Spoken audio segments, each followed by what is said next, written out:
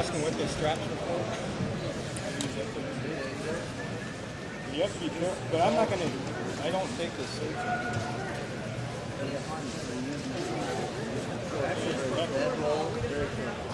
What I can do is put it on, I can put it on the very bottom.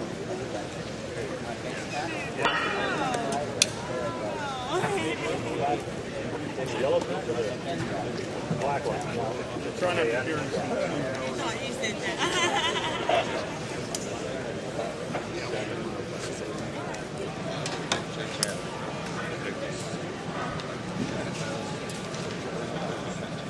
Is that ribbon in there?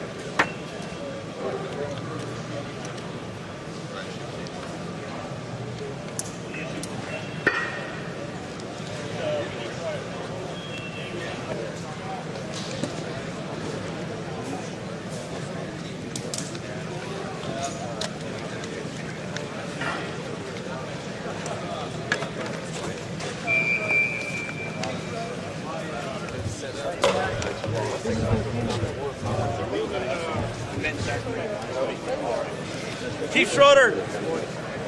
Morning, Chief. Go to work, buddy. Thanks for being here. Mike McGregor, thanks for being here. Hello, sir. Hey, Chief. Nice to meet you. Randy Gross. No, he didn't. I know. You know a little more about what's going on with seeing the cash? Yeah. Well, I appreciate you yes, guys. sir. You guys are the first ones going. Well, I appreciate you doing it. This is just incredible. If there's anything in Thanks for getting us some work. I'm here being next way to make sure you guys get what you need. All right. That's big. Yeah, no, I know.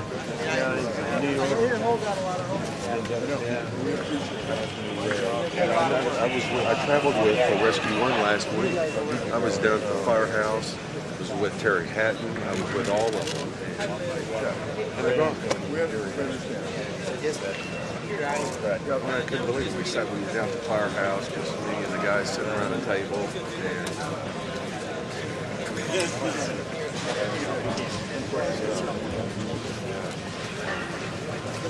But Okay. good luck. Yeah, well, yeah, you're right. You need to know your They're responsible. This is absolutely massive mobilization. The level of difficulty. I think John and I see a little bit. It's over the top. But these folks, all these are got working are really up to the call. How many are you taking there? We're taking all 64 of our guys out right now. We'll just split into after 4 hours and we'll start working 12-hour shifts. 48 hours. How many days of 4-hour shifts?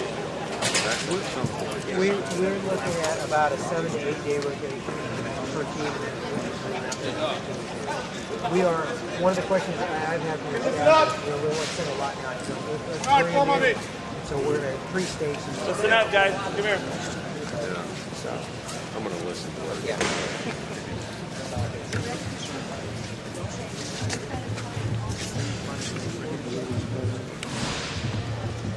Barry, how many more back there? How many more back there, Barry? Come on, Joe. Go. Okay.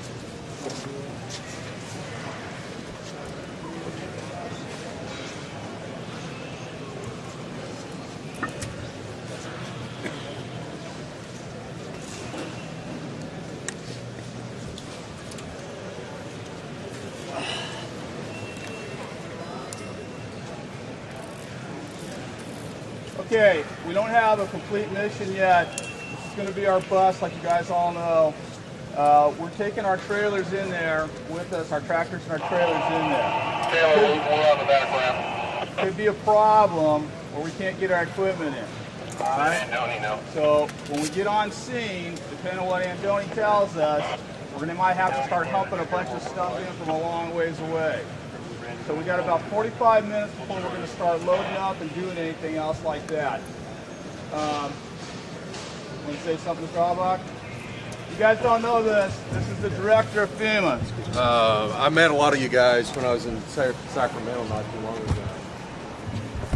I can't say thanks enough for the president, for our country, for what you're doing. I guess you all are the first team in. And I was down there yesterday. It's tough. I haven't been inside, but it's tough, I can tell you that. My prayers are with you. Our country's prayers are with you. Thank you for what you're doing. Anything you need, that's why I'm here. We're going to make it happen. I don't care what it is. Toilet paper, aspirin, water, equipment, most importantly, to protect yourselves, to help you do your job. Thank you. Thanks. Good to see you. Take care. And thank you to Don and Rick. Okay.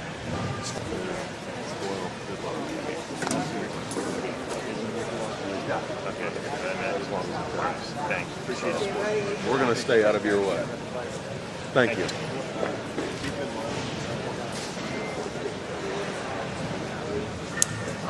Everybody see the bus driver? It's perfect because it fits into the story of the We've been on him, but this is a really cool year's deal. But there's no way around it. I mean, there's not an alternative. Still try not to put any feet. Oh no, we're trying to. We're doing everything we can, but it's unusual. Comes with the territory. Yeah. You never know.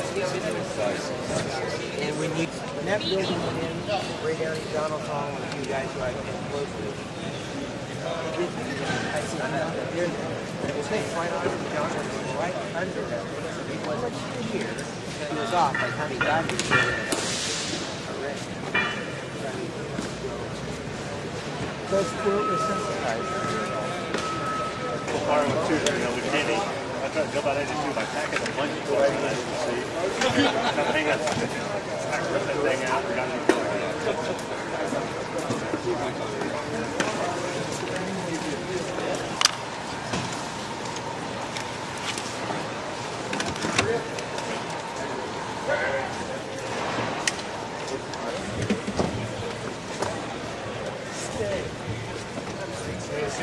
Better.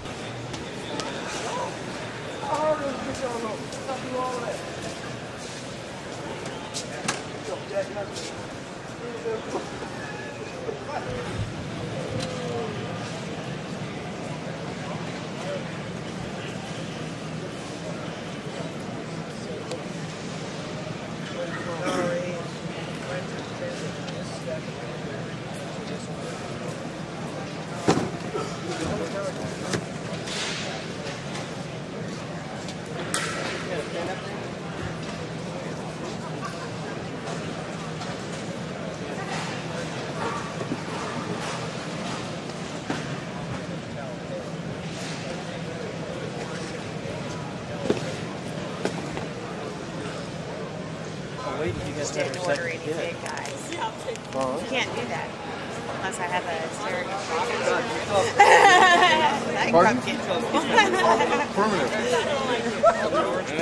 It would be the Steve Aiello case.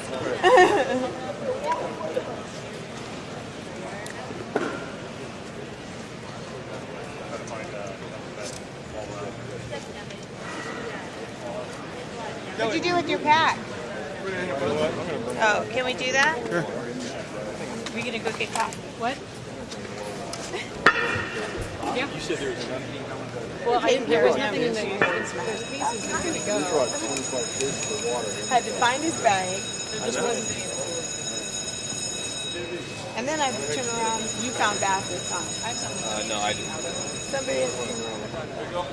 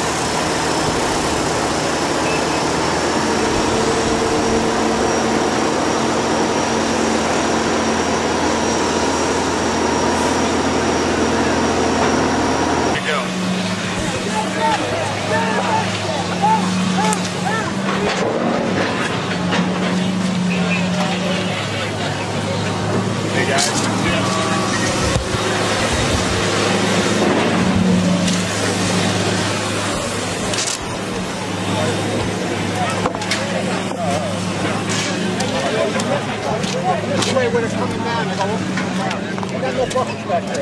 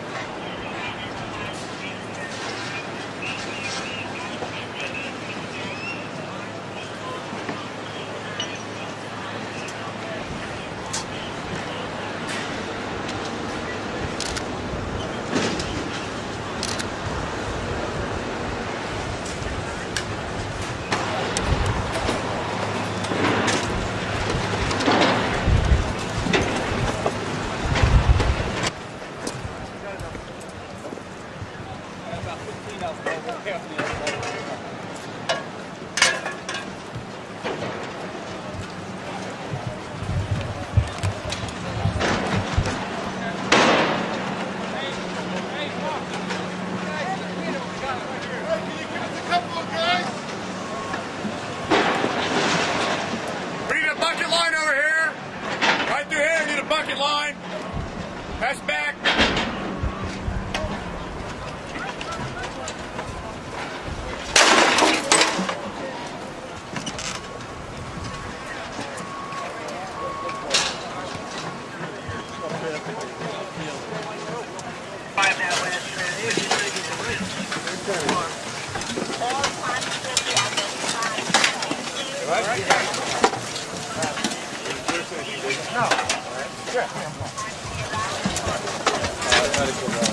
Next to the bottom of the next day.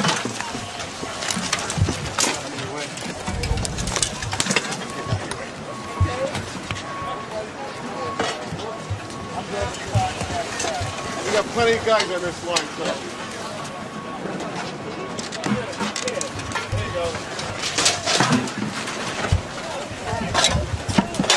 Let me get close enough. I can't shoot what she's doing. I got it, I'm good. Bring it, Johnny, get up here.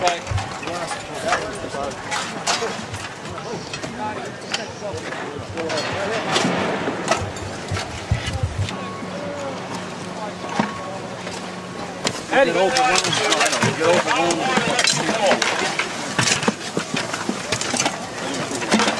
Go for the front of the truck.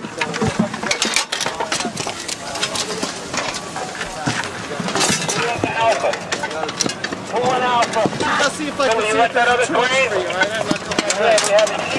You know, you yell for something too, they'll hand it over. I know, yes, sir. No, I can talk to him. All right, now we got to get and get another guy out of you on that crane. Just find him another guy on that crane, all right? Bucket? Got a bucket? Yeah. Billy!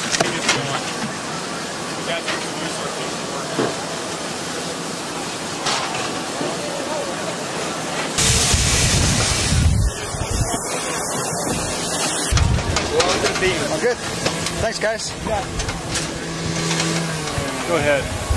Actually, you're not the way anymore. It's going to take me a while to get up the ladder to crowd. You guys are awesome, man. Good.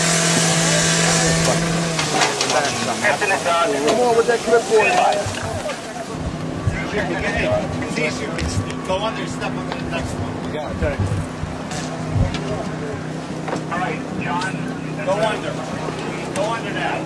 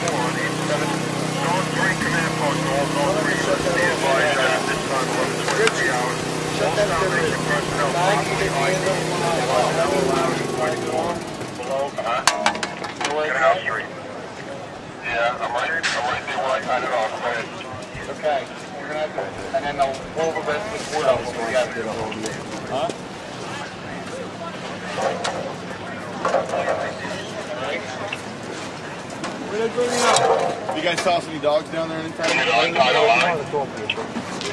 to the end of the toss any dogs down there anytime lately? We're getting a request for that. We got a dog standing by too.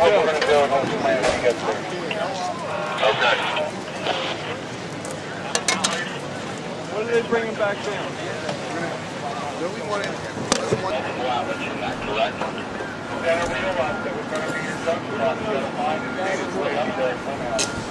Okay, I think I have it right in front of me, but now I still need a junction box and another. Where's the lieutenant? Any lieutenants up here? We're Irish. That's right. Coming down the ladder? Yeah, no, stepping on these guys' dicks and toes is the last thing I want to do.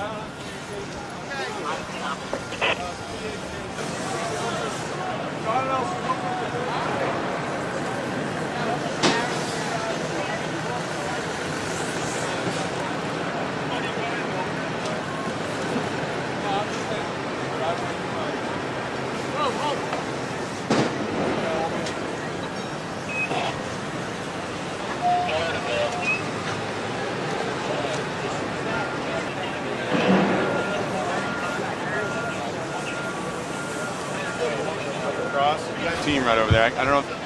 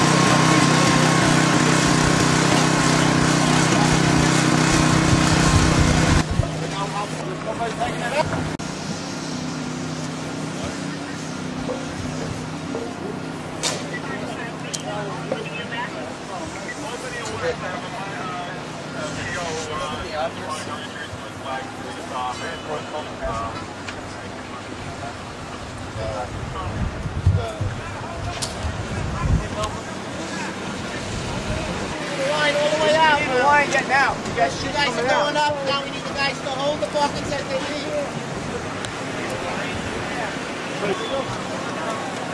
Put the bucket, they'll get the medal.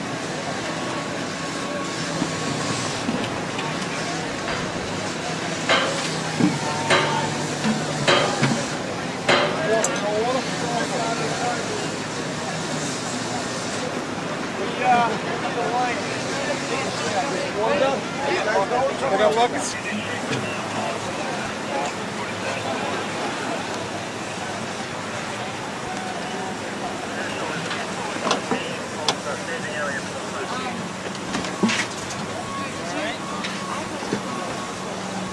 Enter ground zero.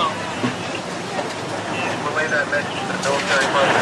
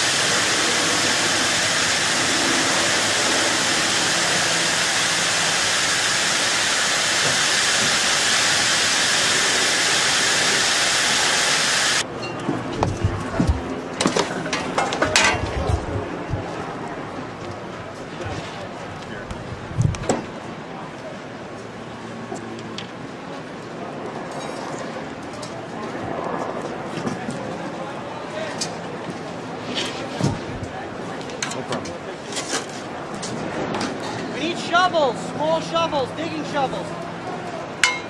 Pass in the shovel. Shovels coming down, more shovels. More shovels. This way.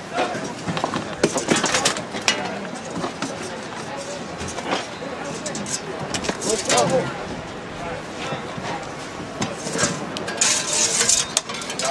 Shovel.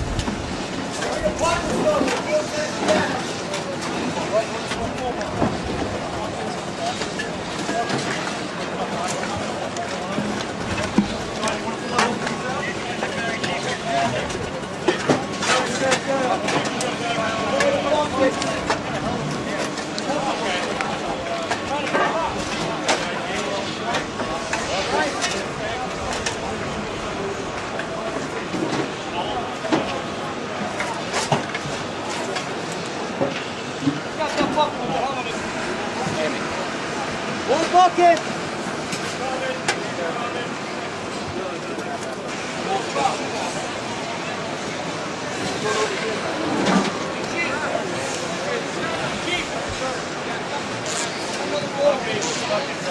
Another what?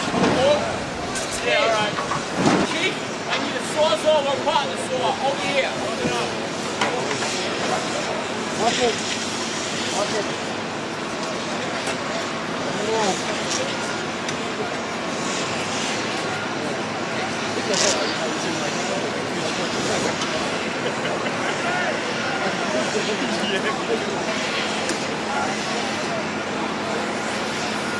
You guys, put it back to the line. Two guys around the outside. Two guys over here, underneath the buckets. Two guys. Two guys. Two guys in the line. Two guys step out.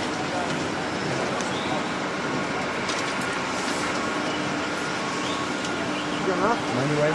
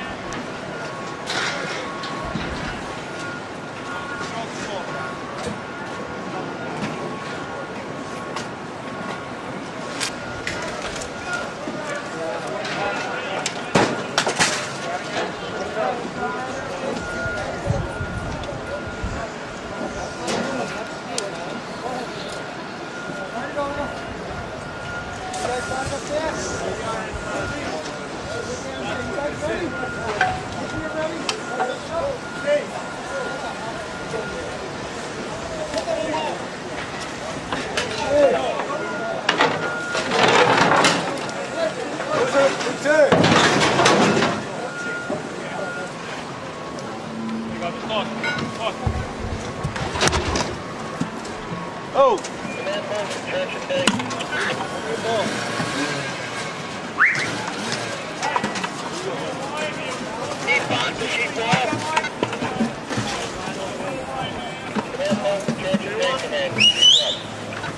Yeah, that works. Get a line over here. There you go. Spread it out good. There you go. That's looking for you. Just don't bunch them up.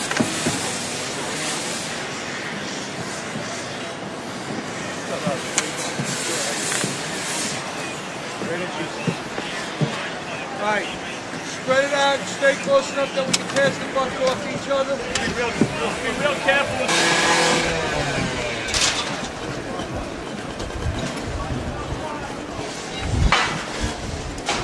We need paint.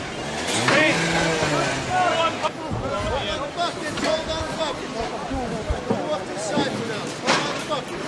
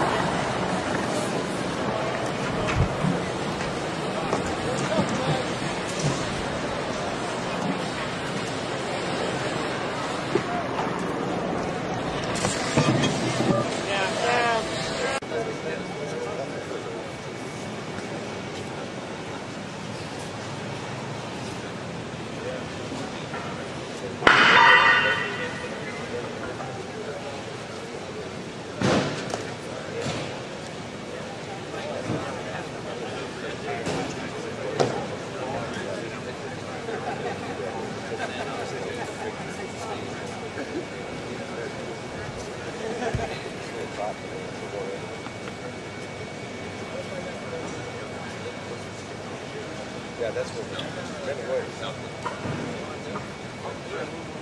Unless you start saying we're good.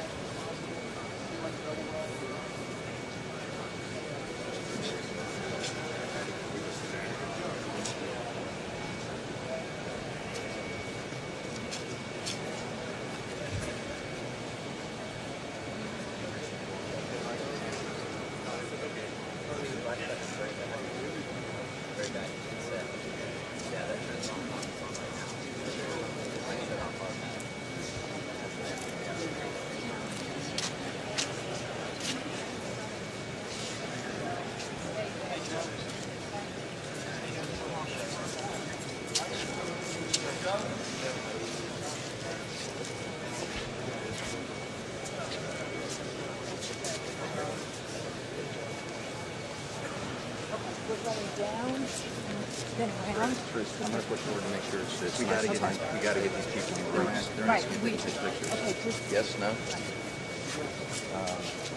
Yes or no? Yeah, they got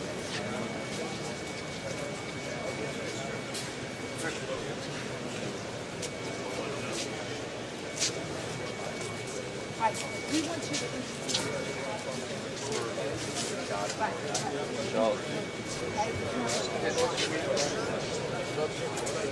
yeah, that's what we're trying to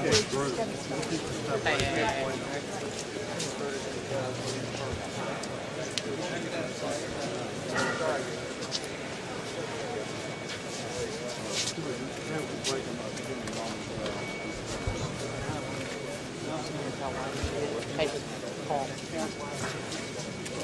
There, or is that help? Okay, you need tighter.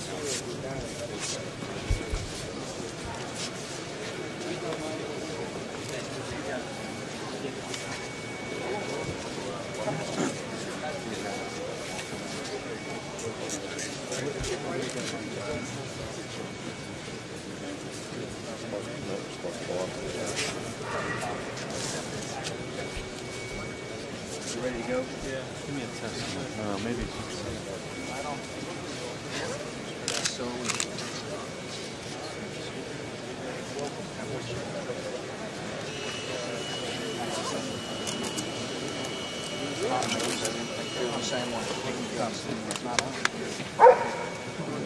We're going to do two with this group, or we'll do...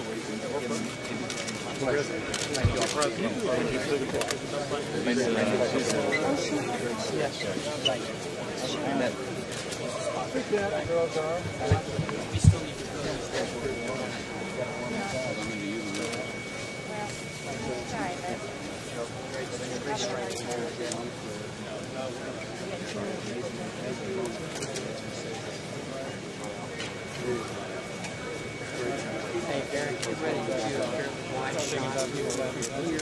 Sounds good. It does. Yeah.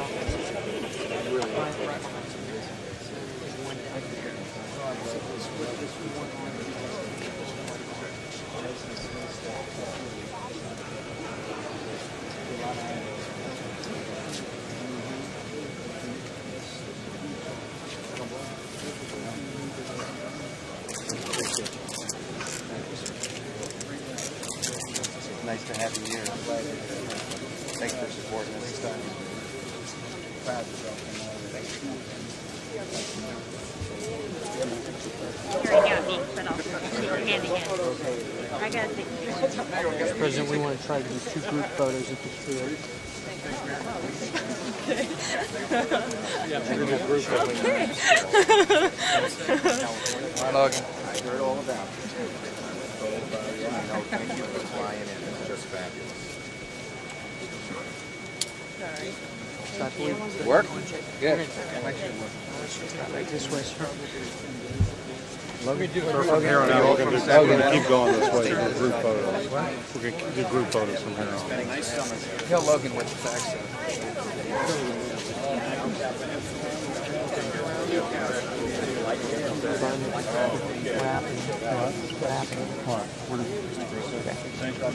Where are you from? Don't need to move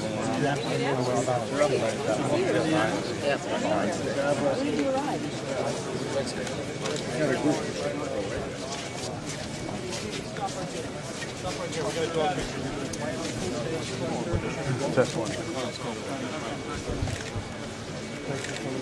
Thank you for being here. Proud of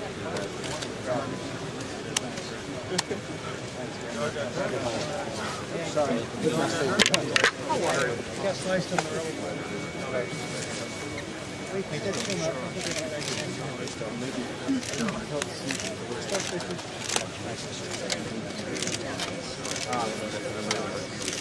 I'm proud that y'all are here. Thank you, sir. Thank you very much. President, we're doing a group photo here. Whether you want to go to that. Yeah, I'm sorry. They can, once the picture's taken,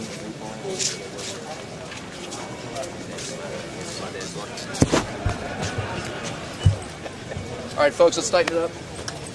Tighten it up, please. Pour it back as possible.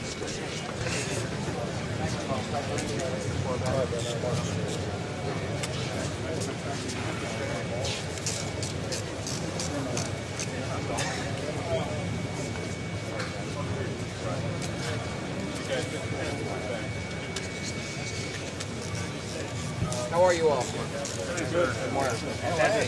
Yeah. President. Thank you. Glad y'all are here. Thank you so much for coming out. Yes, sir. People in New York really appreciate it. Who you got there? How you doing? Thank you. Really appreciate you. Thanks. Thank you, sir. I'm Doug. Los Angeles. Thank you very much. I'm really proud. Glad you're out there. Thanks. Need any grace, let us know. Harris.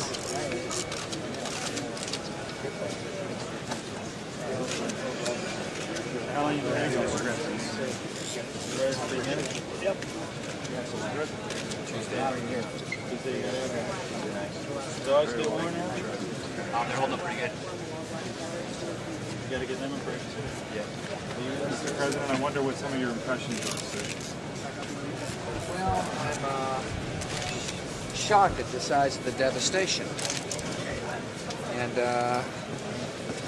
it's hard to describe what it's like to see the gnarled steel and broken glass that twists the building, silhouetted against smoke.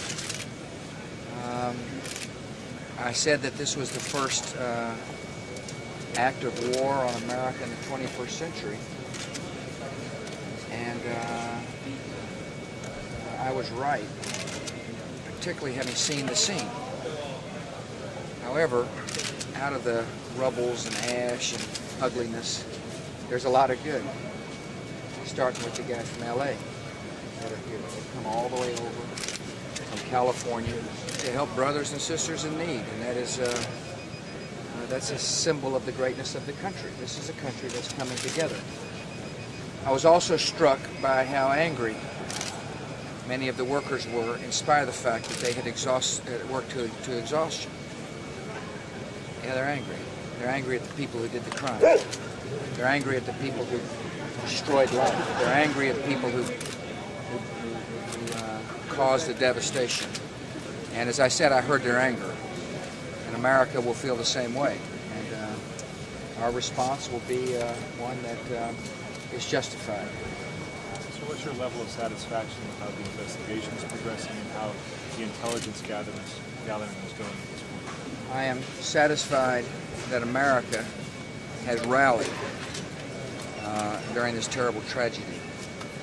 I'm satisfied that the compassion of the nation has risen to the surface. I'm satisfied that if in any community, if we asked for help, we would find it. I'm also satisfied that the 4,000 FBI agents are working tirelessly to gather all the evidence that can be gathered, to find those who may still be in our country if they are here. I'm satisfied that our planning for possible future actions is going on course. Most of all, I'm satisfied and I'm pleased to be an American. This is a proud moment for our country. Out of this terrible devastation and ruin, the greatness of America shines forth. And I'm here just as best as I possibly can to thank the American people who are helping here and to give comfort to those who hurt. A lot of the firefighters who we saw had tears in their eyes, and because they lost loved ones, and their brothers are missing, and it's a sad moment to be with them. And the least I can do is to give them a hug and maybe encourage them some. We're gathering all the possible evidence at the appropriate time. We support you, Mr. President. Do you feel like you know who did it? We got a suspect. Thank you all.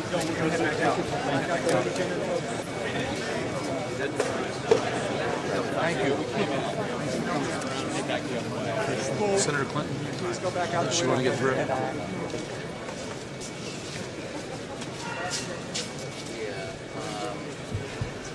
For her? Yeah. Yeah. I already went.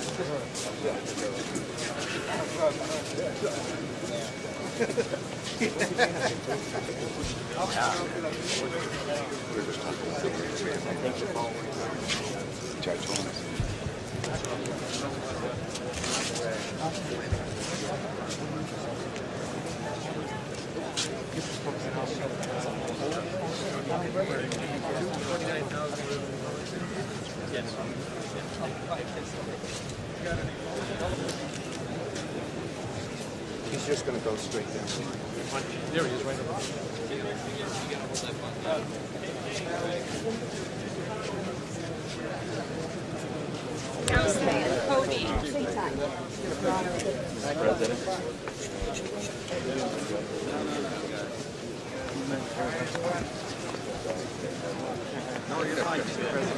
Hey, right here. Very good. Thank you all. Thank you. Appreciate you being here. God bless you. Proud you came all the way over from California. Good job.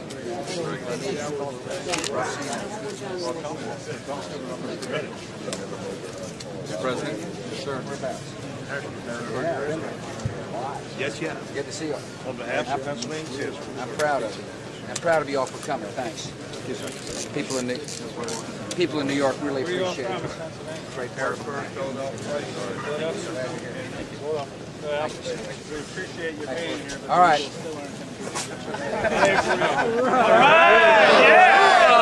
All right!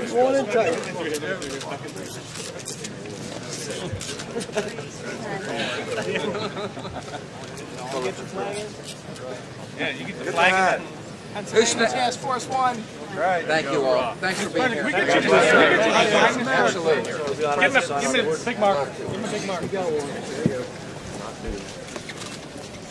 Right on.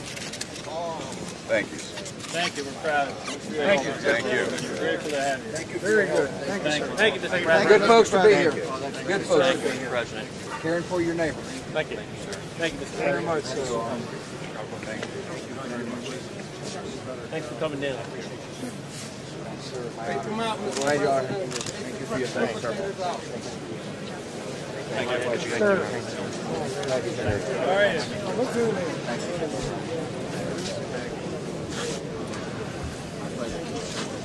Thank you so much for being here. There you go. They let you in here? Governor! Yeah, come on, we got the Jersey Task Force. Under protest, sir. Patiently here. Thank you. Glad you're here. Thank you. You're working hard. And I'm glad I'm not shaking hands with you, big man. More than once. Thank you. Glad to see you. I'm honored to have you all here. You know what? Thanks for helping. Mike. Appreciate you. Thank you, sir.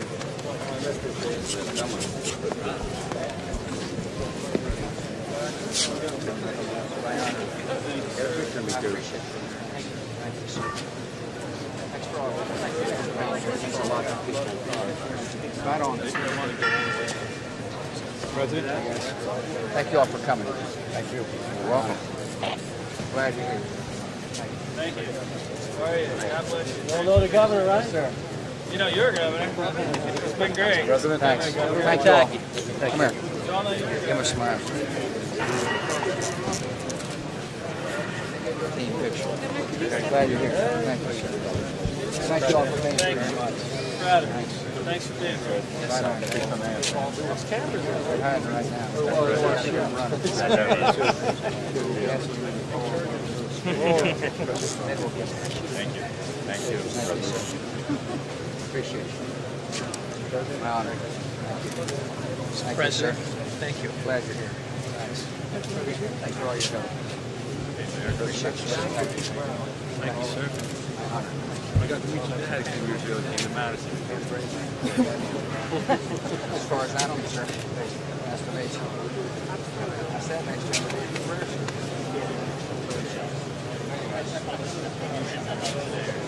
I hope so. Thank you. Hard work. It means a lot to New Yorkers.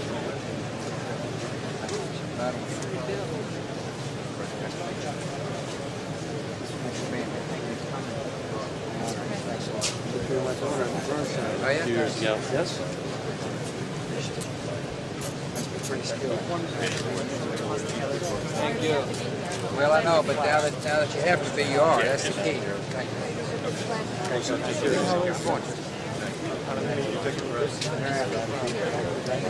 Down this side. You need me to take any pictures? You need me to take a picture? This one? Yes.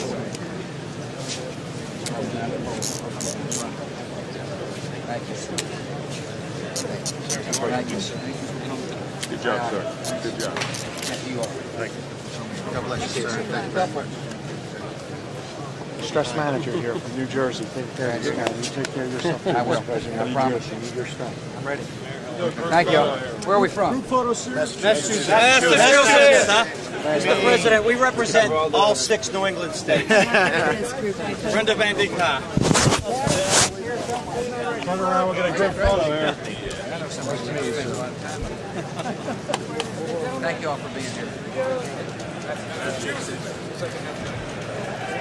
Thanks for being here. My honor. Thank you, sir. New York, really thank you.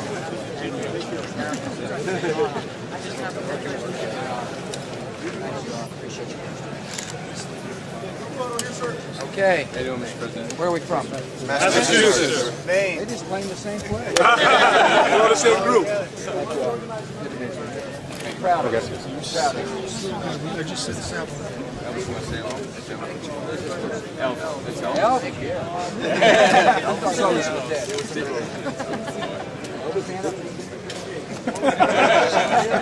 Should I kick him? Is he blocking everybody? No. There you go. Some hot water?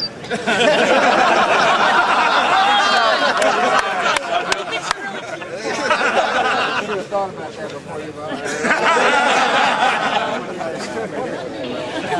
You got another group right here? Yes.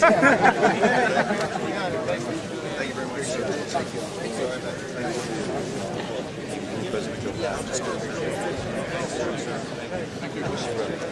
Another group photo here.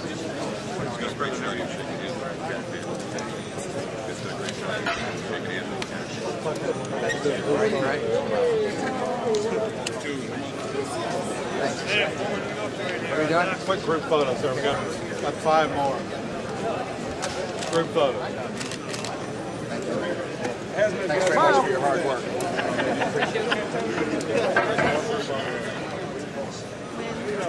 How you doing, sir? Great job. Another group here, sir?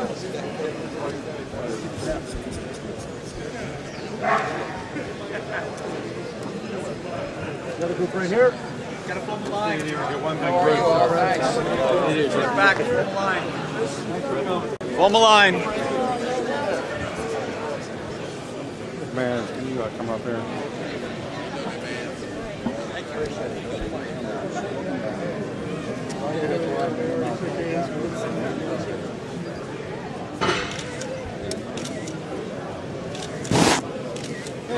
Thank you all very much. Work hard till we clean it up. You too, sir. We're doing it. Here's a core hat for you. So. Thank you.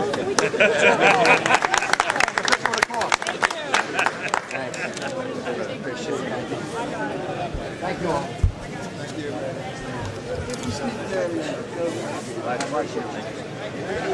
Thank you, sir. Thank you, sir. Thank you. Thank you. Thank you. Thanks for your hard work.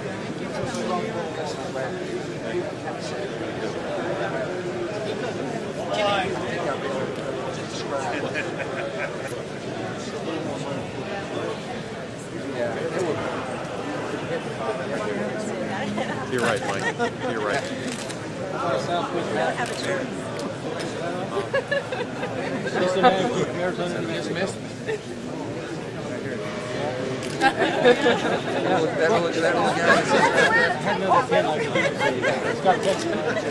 Yes. Thank you all. I appreciate it. Thanks. I'm honored. Thanks. Thanks for your hard work. Hey, Jimmy. Good to meet you. Coming up this Oh, get this one here. How about all? Yes, he is. Yeah. You need to kick him around, let me know. They tend to handle service. No. Thank you all for being here. Got a lot of work to do. Thank you, sir. Nice to meet you. Nice to see you. Thanks. I appreciate you. Thanks. Right here. Get in here. I'm right here, sir. We're going to be here for a few weeks. Got it? Can I get that one, sir? This guy here? Yeah. You know what he's doing? Oh, it didn't work. Oh, man. Glad you're here. Thank you. Good to meet you, sir. Thanks for being here. Appreciate it. Thanks. Okay, we get when you guys have a picture of Mr. President. Okay, sir. Man, I want you. Mr. President, Good job.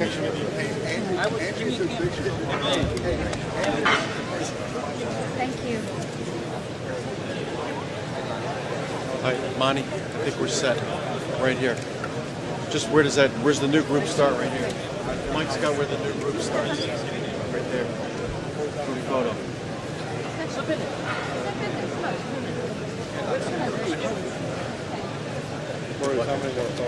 Got it. It's great.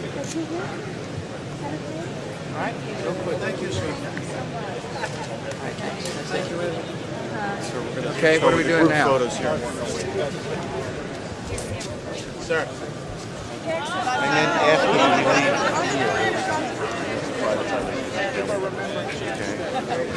And what are we doing?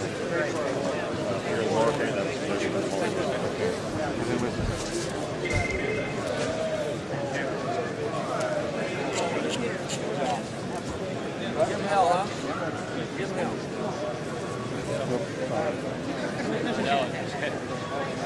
Give him time. Okay.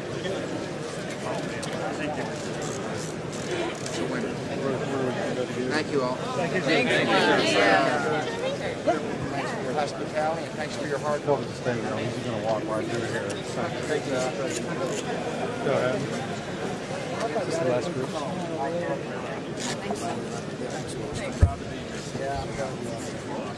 A wonderful prayer service today at the National Cathedral. It's part of the whole process.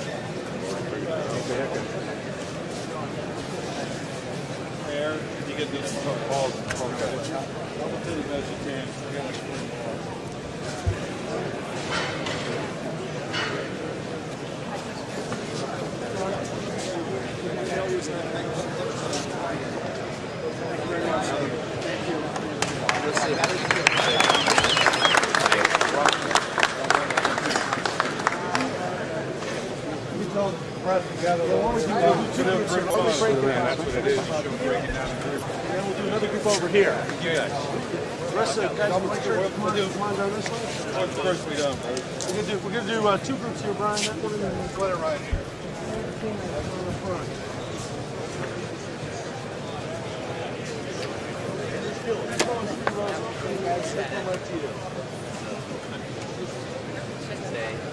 do you want to split it? Right here, he'll come to you.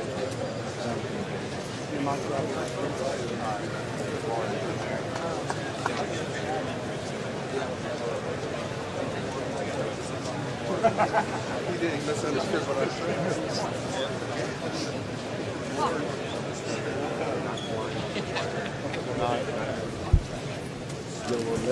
That's right.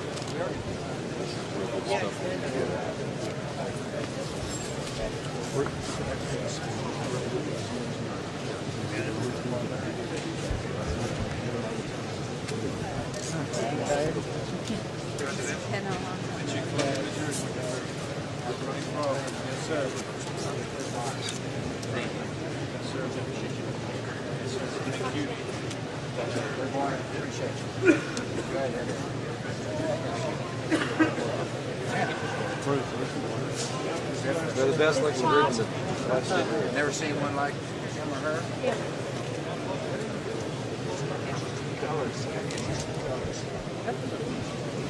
There we go. Okay, here we go. Hey. Good. That is a... I'll spell you separate. Thank you for coming.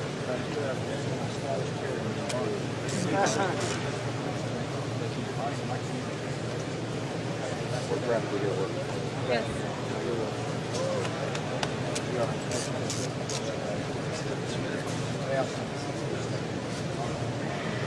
Sad day.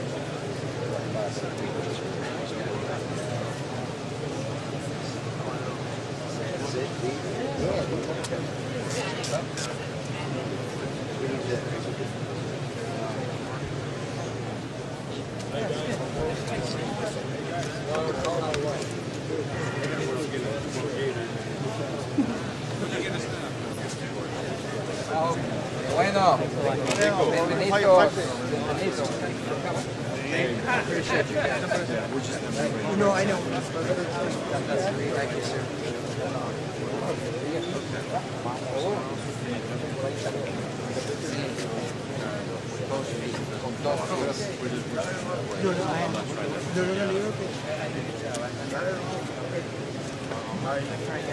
Estamos buscando cuando encontramos. Okay. Completo. Completo.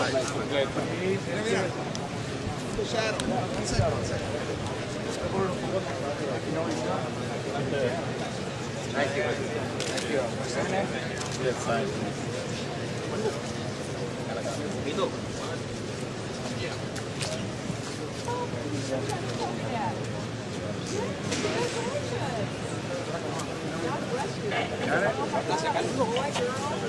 Perro. Yes. Puerto Rico. I know Puerto Rico well. Thank you. My friend Juan Gonzalez.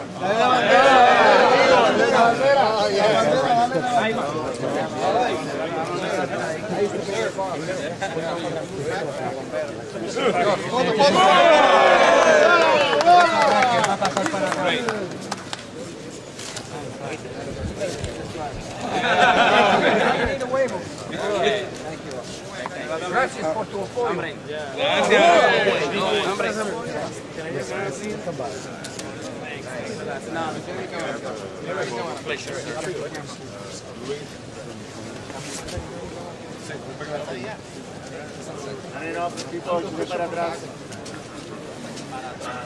Thank you. Great.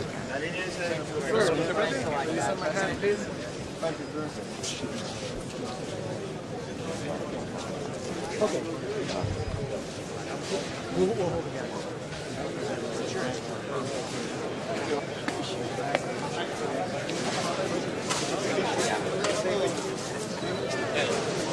I'm trying.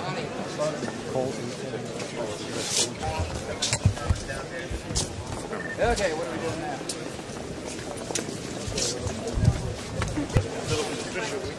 It was great though, because I got to see a lot of people. Thank you all. Thank you. I appreciate you. Thanks. Big LA Fire Department. Yes, sir. Brady is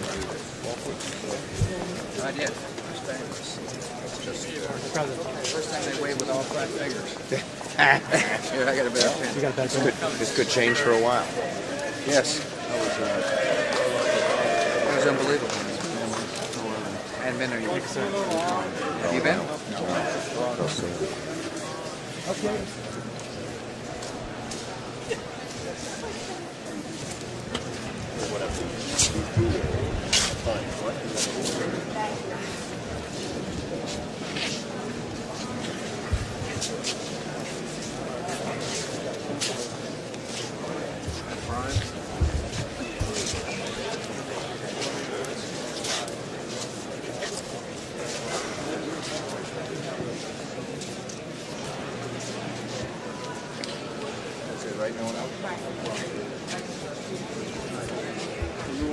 Folks, please clear the area. The other side, please. Thank you. Thank you. Okay? All right, guys. Just stay right here and going over. I didn't get everybody, but I got everybody.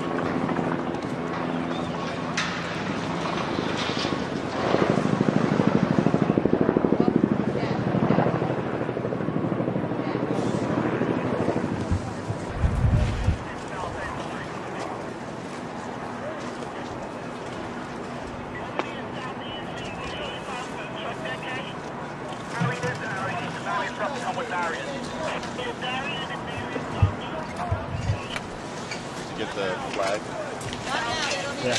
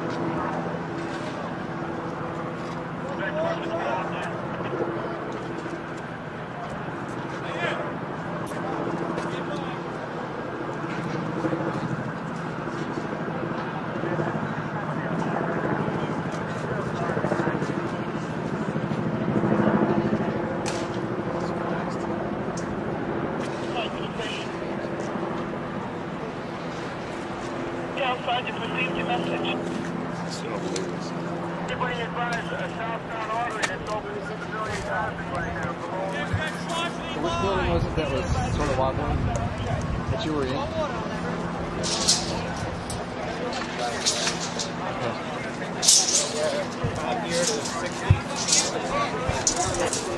Okay. Just talk like we're just talking, just ignore me, but what were you guys doing in that building? Just talk me through it, and then the point where it's buckling and you guys were in.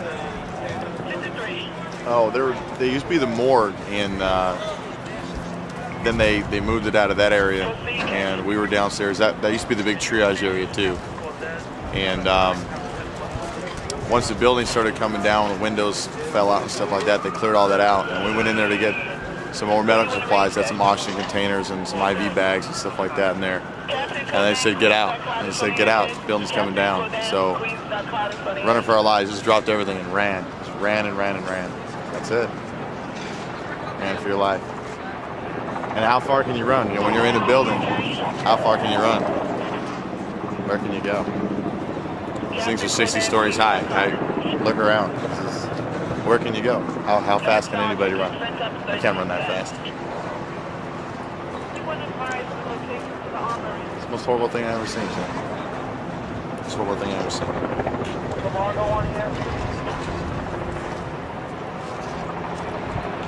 What's it like?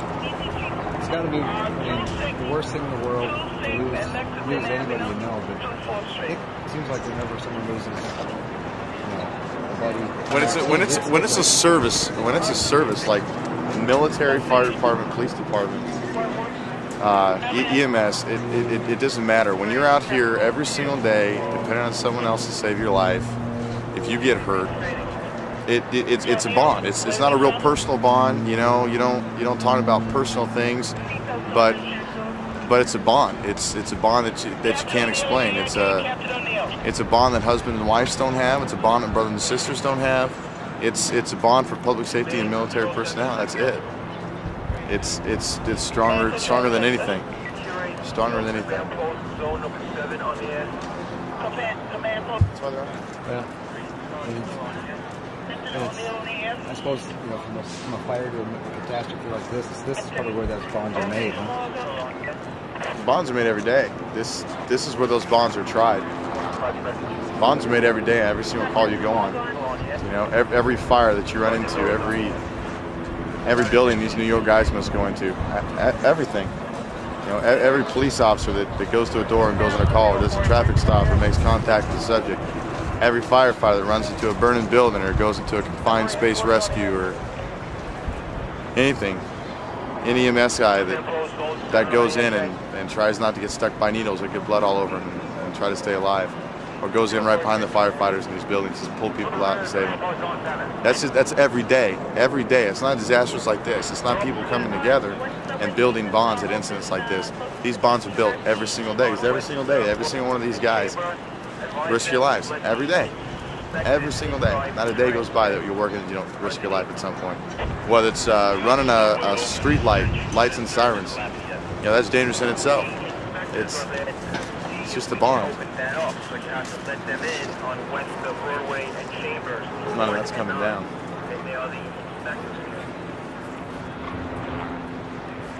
I don't really reach out and touch somebody, do they?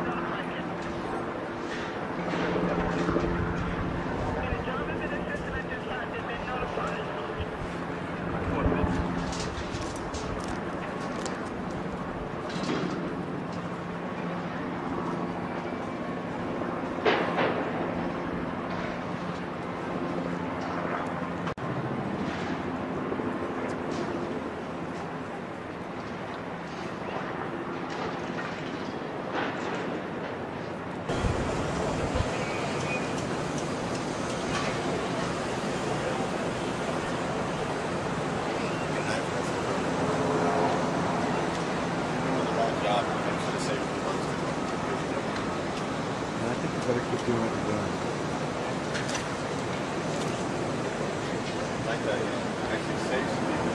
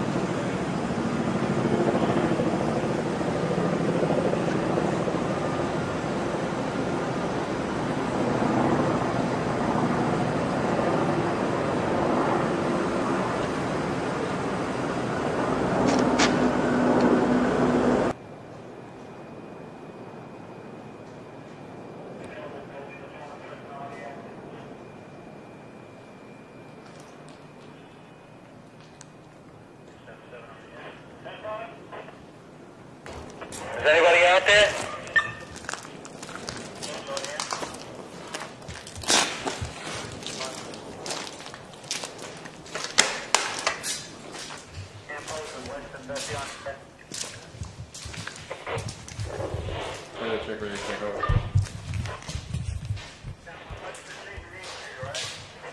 Sergeant, you be out in that perimeter or what?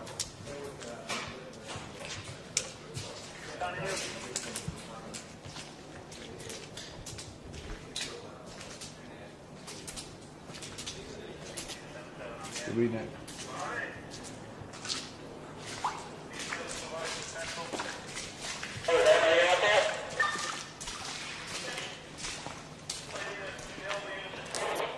I'm picking up on one of our alternate nets. Who's this? Billy Minetti from All Liberty Plaza, copy. What unit back need transportation? Detail supervisor central with arrest out of the detail. You're not going to get us in trouble, right? Do what? You know.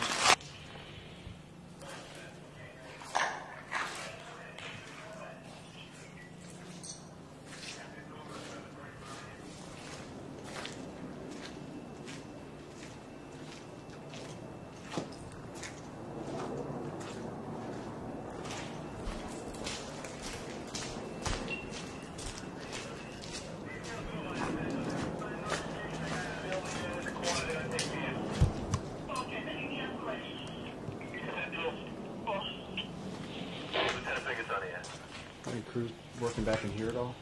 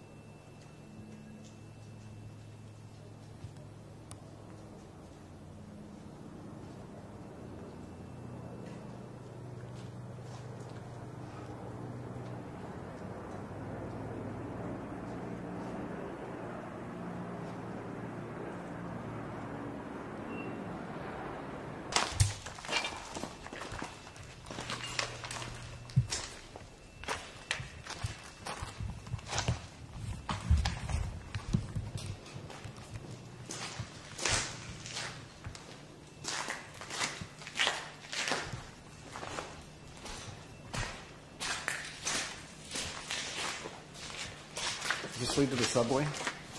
You what? Does this lead to the subway? Yes, it does. What? Yes, it does. That was Oh, okay. No, I just don't have my bearings. You're right there.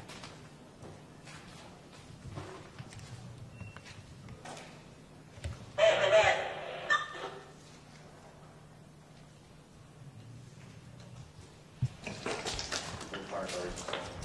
Letter 80 went that way. They left their jacket on the ground, they said, for us to wait. So we're just hanging out until they do their search. Where are they at in the shows? Yeah.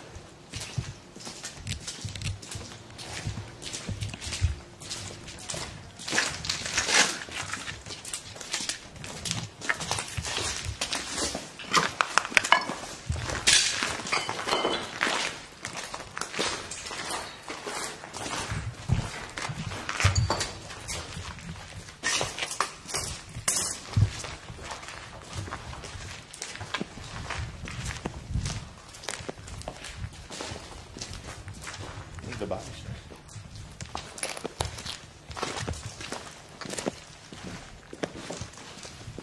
My wife has something on.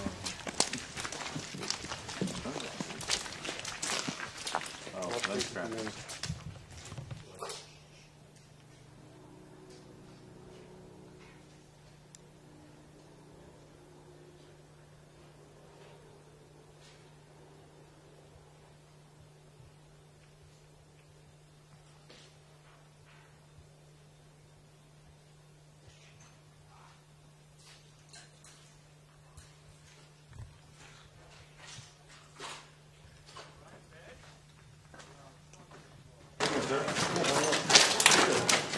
You guys in charge of the process then?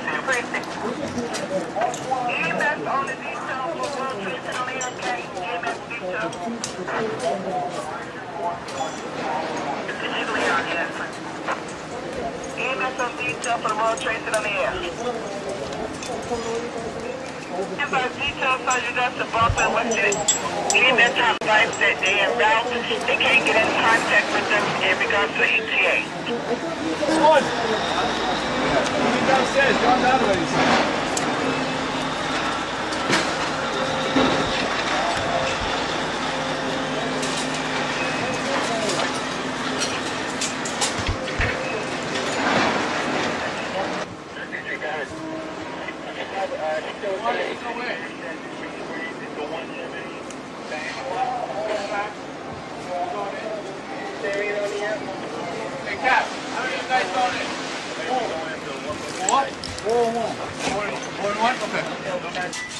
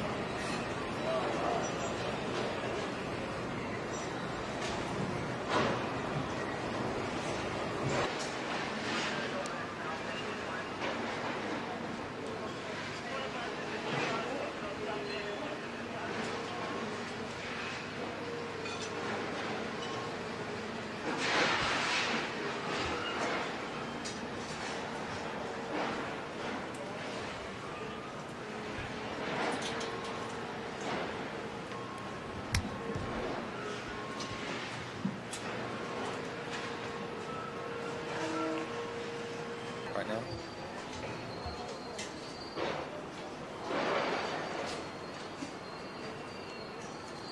I think it's more of a supplemental force. It's not like, you know, that's our mission.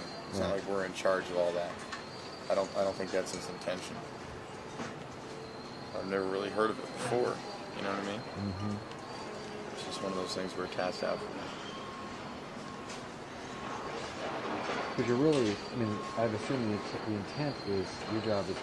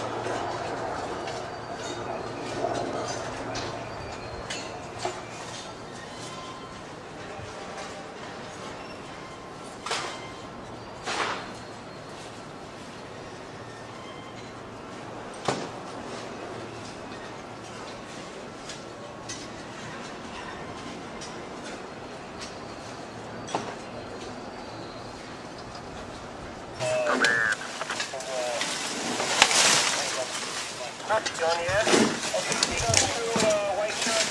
If I captain the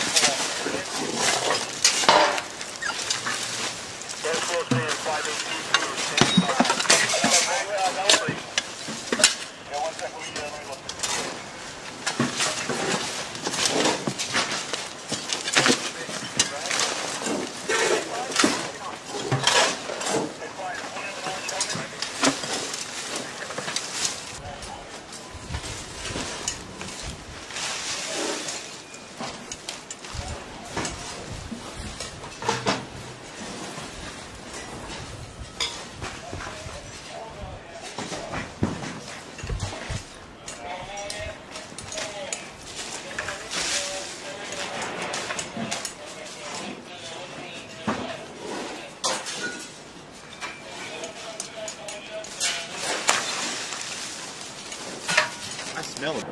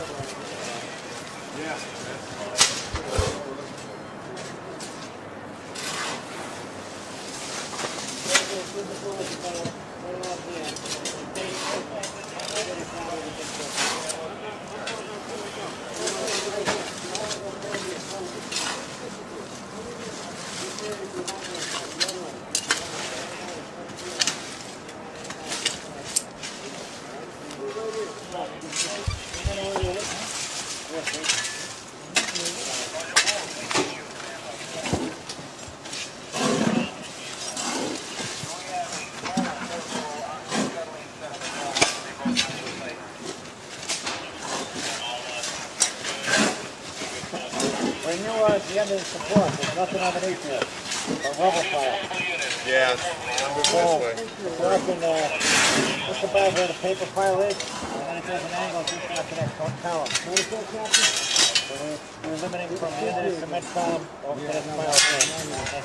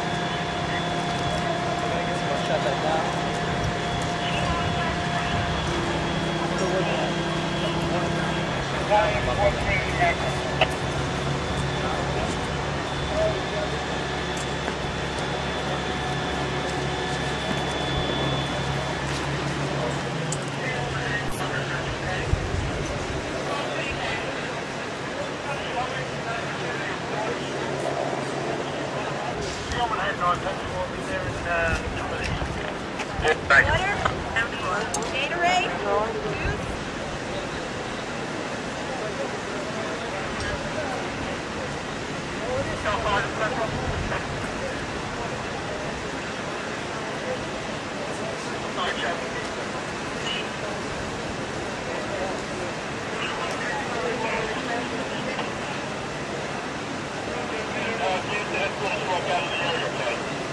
What are you doing here?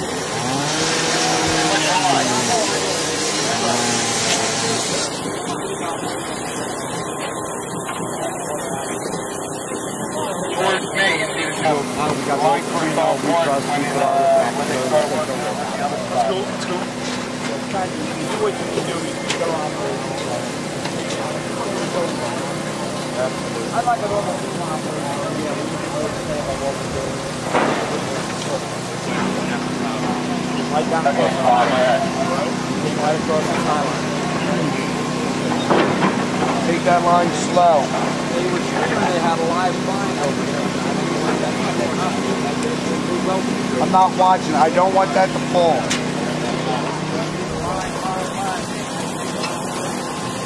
Yeah, slow it down, guys. Slow it. Hope you're fine.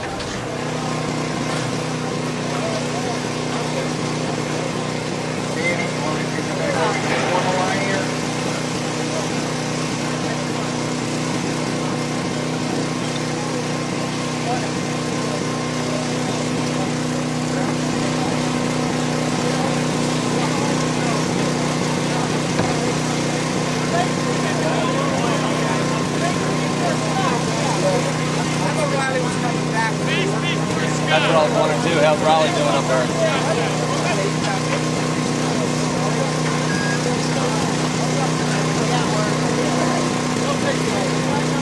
Come this way.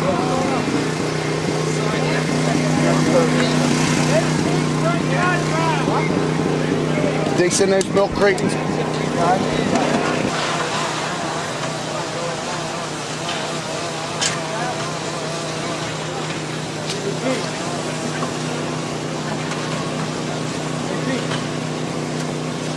How many lanes of each do we have? What do we got total?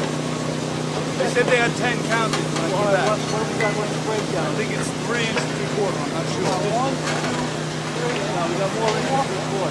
5? Oh, 4 and 3/4. 6?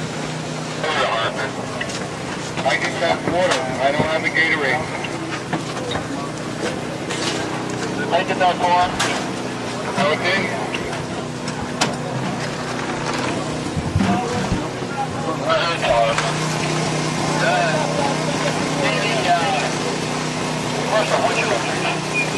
I'm just making sure that I've got a line straight up. They're going to bring about 100 cases of water over here. We're going to get it shipped up to you because those guys need it up on top. What's your location? I'm standing at the rear of the tower ladder. It's a task that we cannot accomplish as our taskers. We don't have the personality and nor do we have the hardware to do so. It's going to be a need for them to be transferred up the chain to satisfy. No, like I said, we'll know if we're working on it. Burger's taking care of the logistics.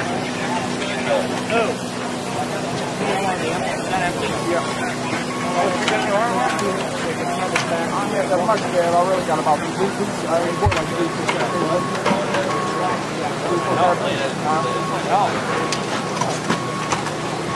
Back of just next. You are about it.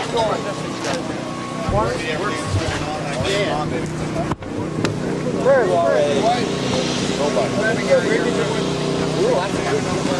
You like that? No responsibility. Yeah, way back over here. Not yet. I'll say not yet. About 30 seconds. Tell me what's going on. Any duct tape? Anybody got duct tape? Duct tape. Duct tape. I guess tell me what's, if you don't mind. Tell me what's going on right now. What we're doing, the rubble pile of the trade towers. We established a high line to get across the rubble pile to make it easier for the victims to transport tools back. We're doing something. the South Bridge, just north of the South Bridge.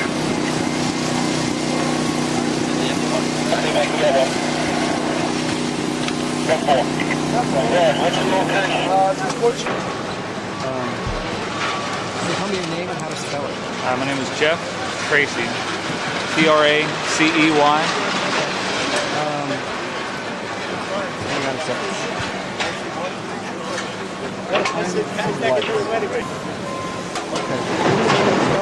My name is Jeff Tracy. Last name is T-R-A-C-E-Y. What's your position on the Pennsylvania Task Force? I'm a medical specialist. Tell me about tell me about what your role is in mass. My primary mission is to take care of the task force, our members, to ensure their safety. If something goes awry, I need to take care of the task force first. Our second mission is to take care of any patients, any lifelines that we may have. From there is anybody else, whether they're civilians and our dogs as well. Are you a rugby team? You guys play 15 or 7? How long have you been doing it? I've been on a task force since '97. What other operations have you worked on? I was down for Hurricane Floyd, and that was our first deployment actually, so our second deployment. Have you been around when you had like a live find or been? Actually, here I don't believe we've had any live finds. Down in Hurricane Floyd, I was there when they had, or shortly after they rescued one in a boat. It was the other crew actually, but the task force itself has had a live find. Well, just a few minutes ago, they brought out a firefighter deceased. That's got to be about the toughest part of your job, especially as a medic. It's got to be pretty tough. Absolutely, it's a giant brotherhood, and we feel their pain. When a brother's lost, you're right, it's a terrible part of the job. So, how do you guys keep going day to day? What keeps you going? Obviously you can't let it get to you. Well, it does. It's cumulative. It does get to you sooner or later. The drive. I mean, these guys are out busting their humps for days and days and days. It needs done. I mean, there's people that I don't know. They need our help. You do what you have to do. Actually, the support from home, the support from the public sector makes a tremendous difference. I don't know if they realize how much it impacts all of us. Their support. Hey, Tim.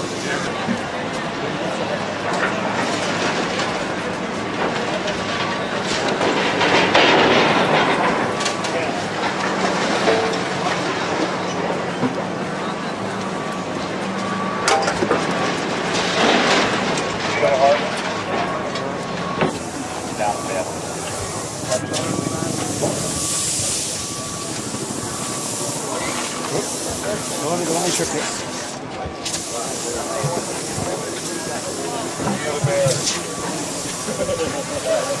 Hey, eat those cans.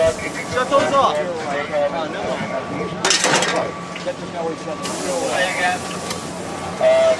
Love that lock.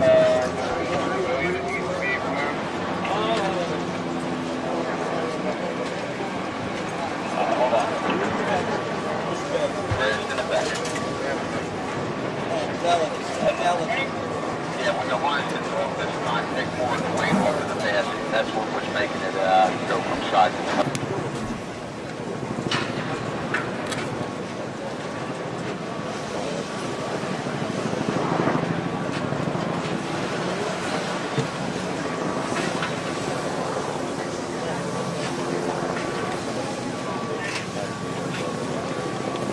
That's the thing, we're not going to get any shots of them out there still standing.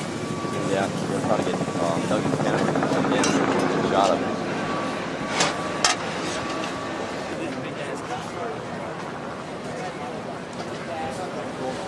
The Hornet was keeping up with that. Why she was called the opposite. Yeah, just the opposite. That's all. It's still way fine to lay down. But I don't think that Hornet's been allowed to lay down. Right. The Hornet's going Prepare to receive Riley. We'll get you, Riley. Take up the flashlights.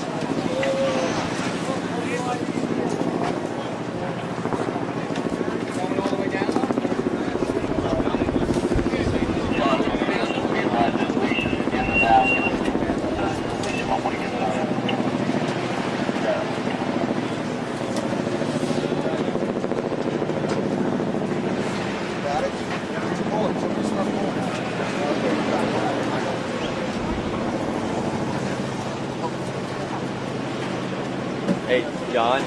They got somebody pulling a snooze basket on an angle from off that ladder. He's got to get back over Dave.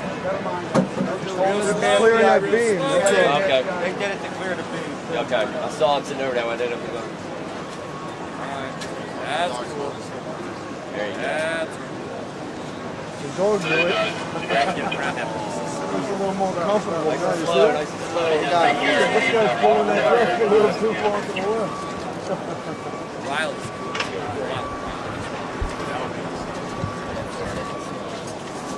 All right, Riley. Hey, can I trade places with you just for a second? Thanks a lot, man. Really appreciate it. Good boy, Riley. Riley is dog. Good boy, Riley. Good boy. You are a dog.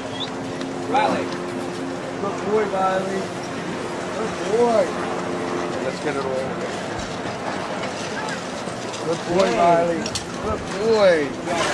How many people here know what? You know Riley real good, Louis? We got Riley on. Good job, Riley.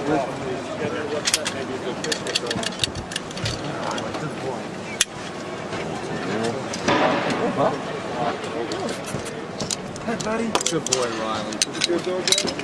Okay. Okay. Take them off. Lift them with the three down. Yep. We head back, Riley. Yeah, we head back. There you go. Good job, Rob. Good boy. Bring a bed pass over for the squad 1's equipment. How old is he? Looks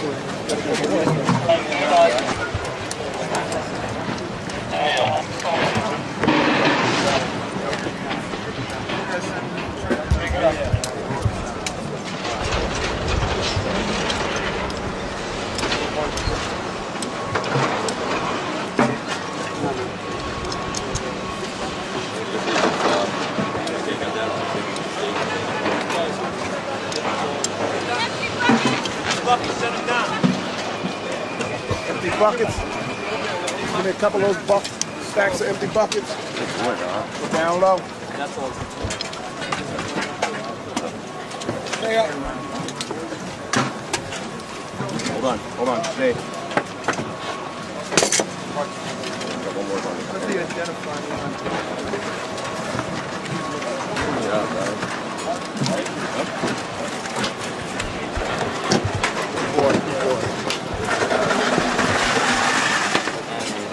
Doug's going to use that for his equipment. Good job, Buck. Good job. Good job. Yeah. Hey, Riley. Sit, Riley. Sit. Good boy. Sit. Good boy. Chris will be right here. Nice keep this. Chris will be right here. Nice. I got a man sticking on. Somebody can get him a drink. Sit, Riley. Sit, guys. Oh, yeah. Riley wants water. Riley. Riley. Over here, buddy. Take that gallon of electric guy and just cut the top of it. That's what I was thinking about, too. Here, get a knife, buddy. Cut the bottom. They put them in Stokes basket, plugged it here, all the way across.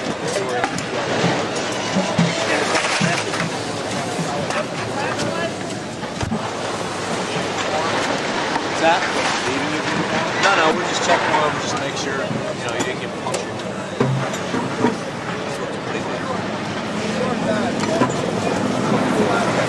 Drink. Yeah, we got it. Riley. Put it all.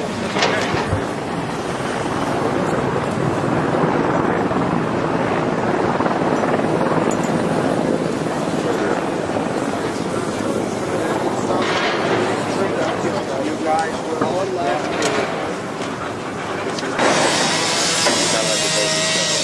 I mean, look at it. There's nothing over it. There's something that heavy shifts you don't look at.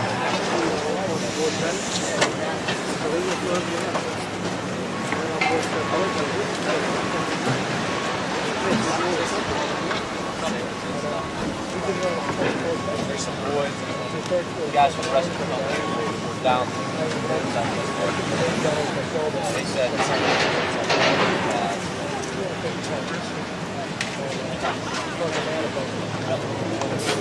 fucking the light went out. I'll do that this way. There you go. I'll fucking slide down the fucking thing. Back down. There's no sense in taking this back down. The thing is, it's going to be here.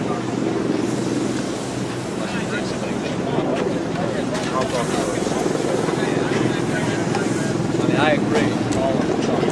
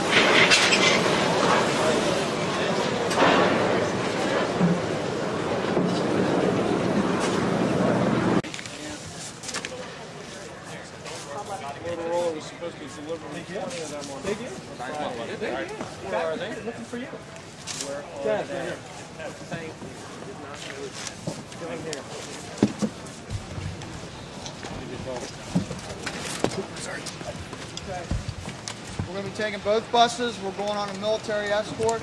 I'll be with that vehicle. I had an excellent meeting with that personnel to stress to them how critical this badge issue was. The officer over there told them to tell the infantry don't give them no shit. Unquote. Amen.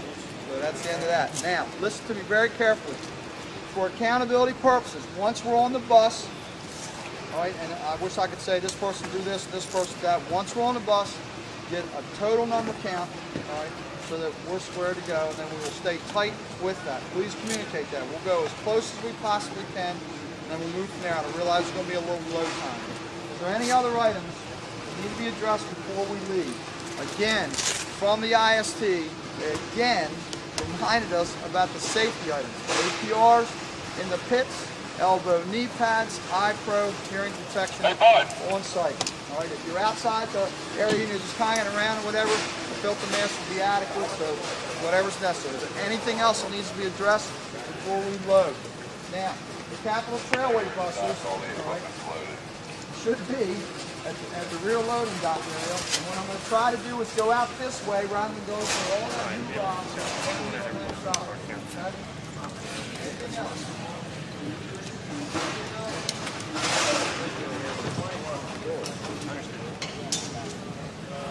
Have you seen anything else you might?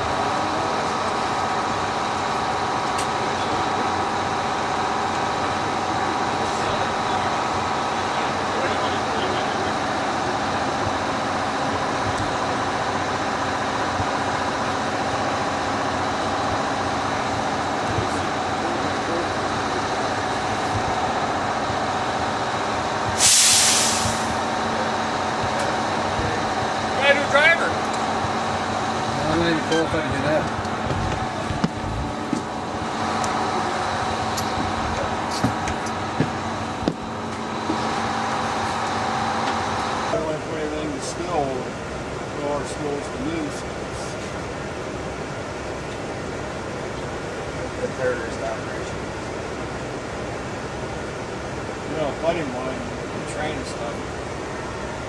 A buddy of mine one time was telling me one time, you know, there was a fire. The lady asked him something. He said, "Oh yeah, it was a big fire." She said, "What do you mean a big fire?" Well, these people come out and stand in the street every night, watch you go by. That's not make you feel good, though. Oh, absolutely.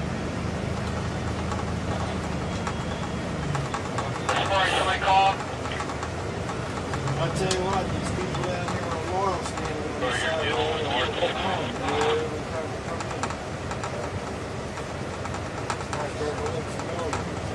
It's sad that it takes something like this to make it happen. You know, I was telling somebody in the traffic the other day, and you know what it's like to drive down here. Nobody lets you in, right? Nobody will let you in. It's the most aggressive driving. Well, that's a shame. People should call first.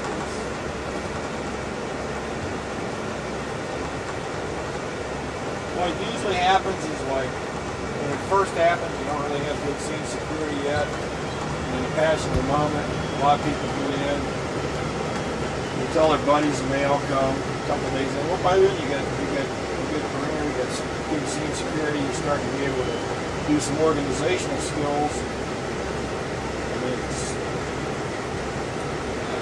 got to manage resources. We had a couple hundred guys from the local unions. Iron workers. They wouldn't wait in line 2 hours to get in the front of the line. They got a New York City ID. They work for the city. Sorry.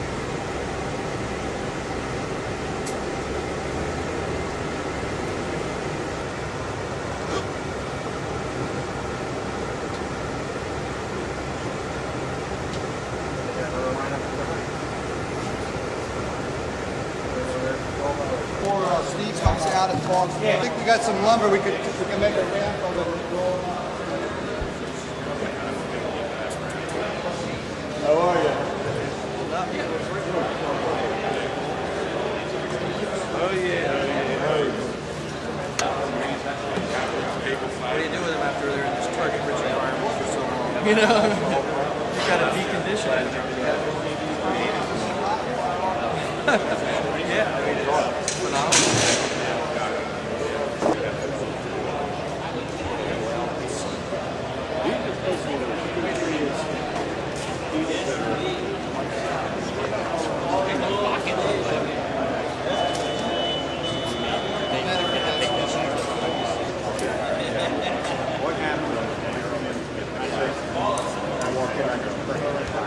Secured them with cables, however, they did not have the C-clamps, so they're not fully secured. Can you speak up a little bit? I'm sorry. Stand on the chair. Here, man. No, I'm not going to stand on the chair. I'll make you tall. Can't used to be being short. Keep that in mind. Don't forget hazmat issues. Utilize them. We've got them. We're getting into areas we haven't been to. We're getting into some basement areas. A lot of stuff is filtering down into it. Part of that hazmat is also your bloodborne pathogen, body fluids and whatnot. Remember to have your nitros and latex underneath your rescue gloves. Structural issues, the building's constantly shifting, the piles. It's been burning constantly. The heat is extremely high. It's starting to shift. They've noticed shifts yesterday. They tried to look at it last night. I'm not sure what the results were. They were negative. But just keep that in the back of your mind. These guys with these big loaders moving a lot of steel. John and I were standing on one over at least 50 feet from where he was, and we got bounced. Just because they grab one that you're fairly far away doesn't... You're a veterinarian with the Pennsylvania Task Force. What is the significance of that? What do you do with the team? What I do is I come along as support. It's a very unique position because none of the other teams have been able to get a person on the team to provide canine medical support. They rely on the medics. And so what I'm able to do is assess the dogs and treat the dogs, not only on our team, but any other dogs that might be out of the incident. So you come out into the field wherever they go, you go basically? I have two different roles that I take. The first one is I tend to stay back here at the base of operations and be available for all of the dogs. Sometimes when we've got both dogs working, I'll go out with them into the field. What kind of injuries have you seen most here at the drink station? The biggest issues early on were eye problems, a lot of dust and dirt and contamination in their eyes, and then paw and pad injuries. I've had several lacerations, not in our dogs. I've had some minor abrasions. Those are probably our major issues. However, the biggest problem we've seen is dehydration. They're working too hard and not drinking enough. So it sounds like the dogs need to drink as much water as the workers are out there. Yeah, they definitely need to drink a lot of water. It's dry, it's dusty, and they're scampering up and down the rubble pile a lot more actively actually than most of the people out there. Plus the excitement of being out on the pile. They don't take time to drink. It's not a good place to drink. We've really enforced having the dogs come off the pile to have some rest between the problems that they were, and get them to drink and make sure they stay hydrated. In terms of thinking about how other task forces are organized, why do you think it's important that these teams have vets on site and able to do that? Well, the task force have really emphasized getting the medical personnel trained to treat the dogs. Unfortunately, those trainings might be once a year or once every 2 years, and they're not seeing dogs. And dogs have unique problems.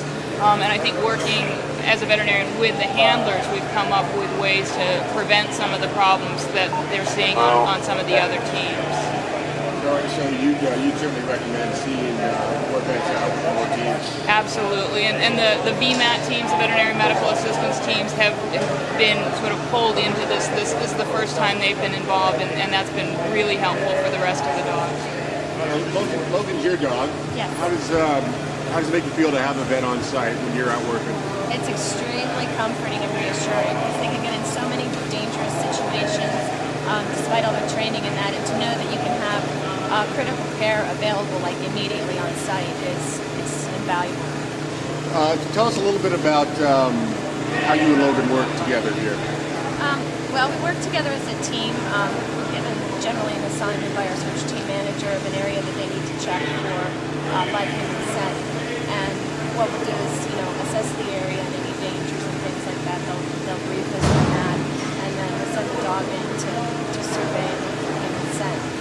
So her job is to indicate and let me know if there's anything there, and through the training in that she is able to get into areas and situations that people aren't accessible to.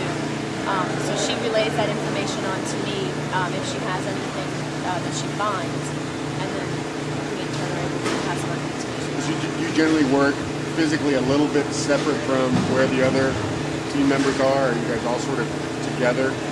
Generally what we do is we like to run one canine in a situation and then run a second one if there's what we call a hit or an indication of scent, just to back each other up. But generally we try to work in an area that's clear of workers. I mean, there's always going to be workers in that around, and they'll focus on confined and scent as you can see. In terms of sort of the emotional aspects of your work, I've heard people talk about that obviously the workers here are emotionally connected to the work, but I've heard people say that the dogs are as well. Is that? There's, I think, some different philosophies on that. Personally, my feeling is that the dog feeds off of my emotions. She tends to be upset if I'm upset. So if I can stay detached from what I might see out there, I notice that it doesn't affect her. However, you can see she's really relaxed and things like that. You guys have been out here for a few days now, and this is obviously a pretty unique situation. Is there anything that you've seen that kind of makes you,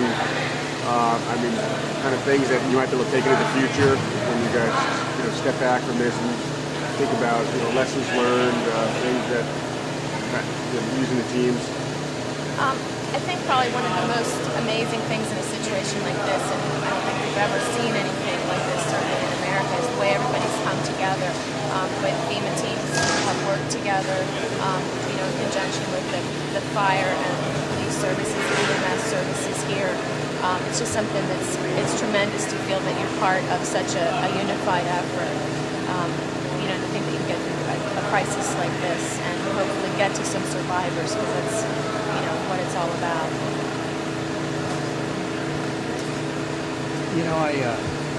I've heard that I think like one dog was lost on the job. Yeah, that is true. So far, that is true. That is true. How did, I mean, that's terrible news. That is, I don't know, but how does it feel whenever you get so close to a dog that whenever you go out and you work, it's such important work that you always run the risk that you can lose your pal? It's something that actually I try, we're all aware of it, but I try not to think of it, because if you do, then you're not going to be in this type of work. I certainly don't consider that she's expendable. She's here to hopefully find the live people that are in there that we need to get out. I won't send her into a situation that is too dangerous that I know I'm going to lose her, because there's so much time and training and effort in it, and eventually we'll help the people who are beyond help, but survivors want to get to them as quickly as we can.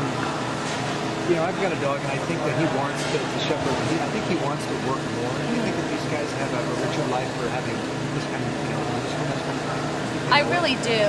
I think it depends largely on the type of dog, but if you have a working dog, and there's many different breeds of working dogs, but if you have a working dog that doesn't work, they're often a destructive pet or things along that line. But your life and your relationship with your dog is a lot more fulfilling when you have a really strong bond when you do things like this. There's just so much more interaction and like relationship and trust and that. You guys work together and play together? Oh yeah, yeah. She's actually. I have a regular 9-to-5 job. This is something that I do that I consider to be a very serious professional volunteer type of service to work like this with people. But I have other dogs at home. We have, a family situation.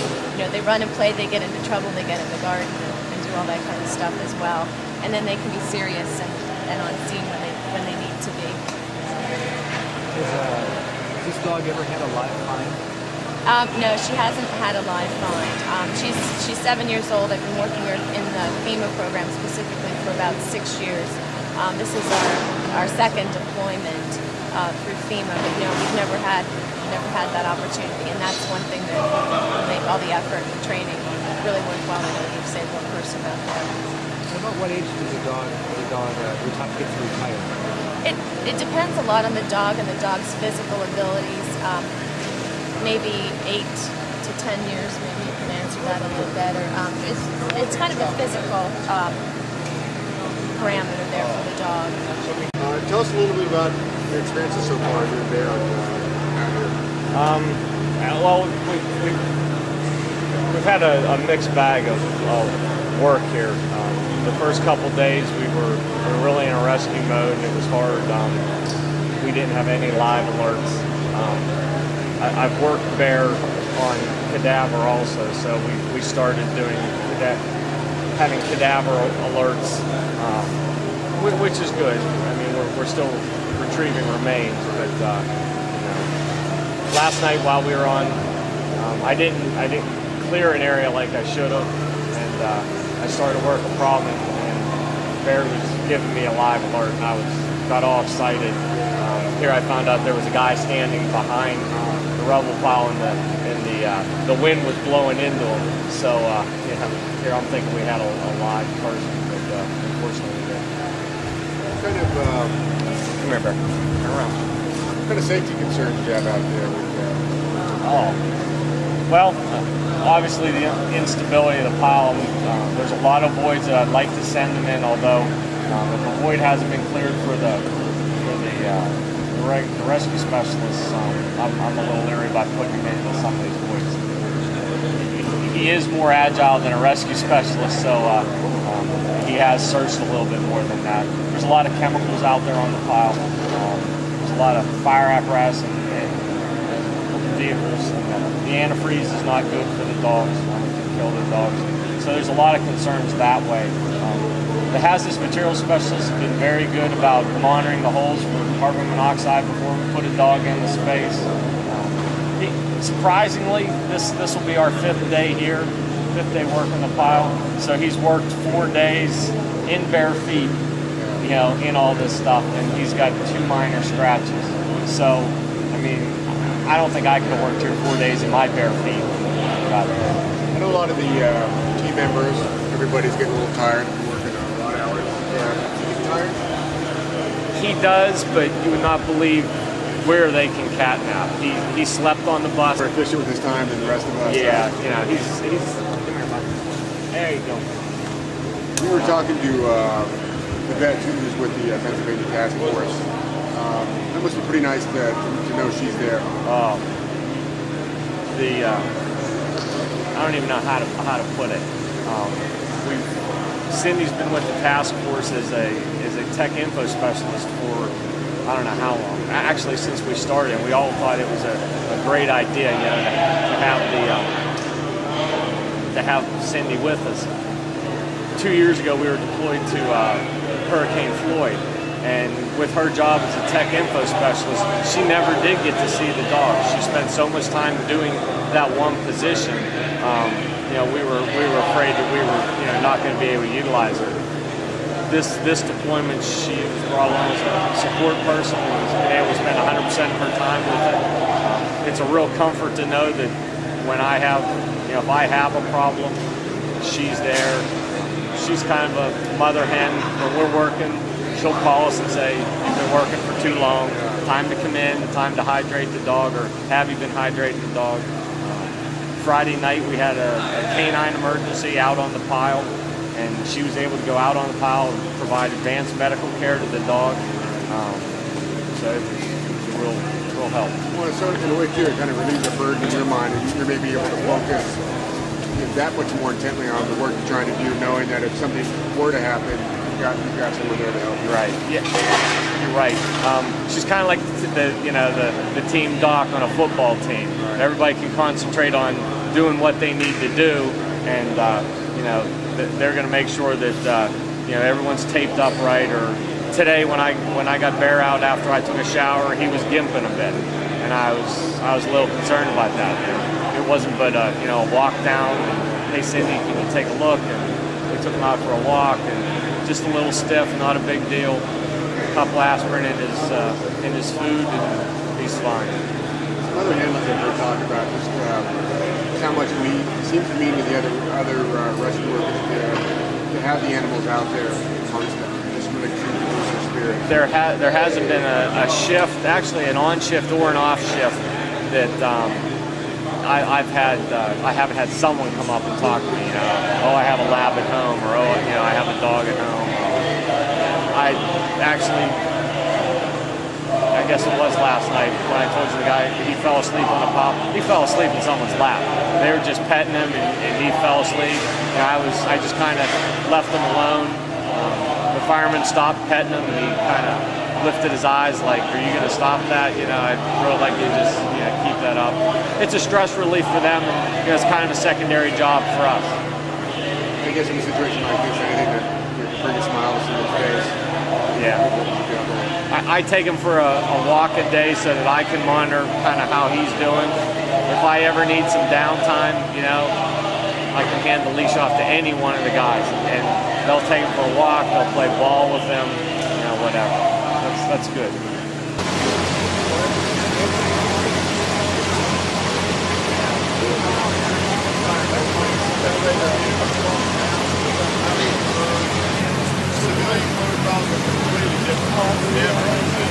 I would just have to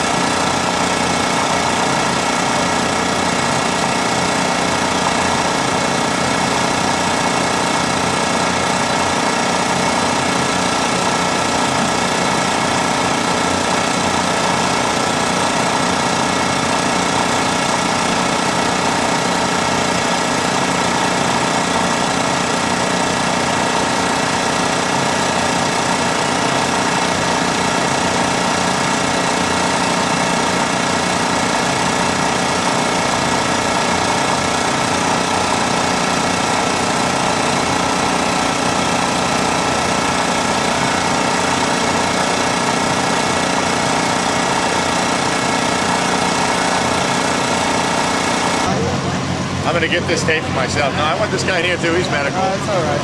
No, you guys want medical guys? This is all documentation. I'm gonna get a copy of this and take it home and keep it forever. This is gonna go to CNN or anything. All right.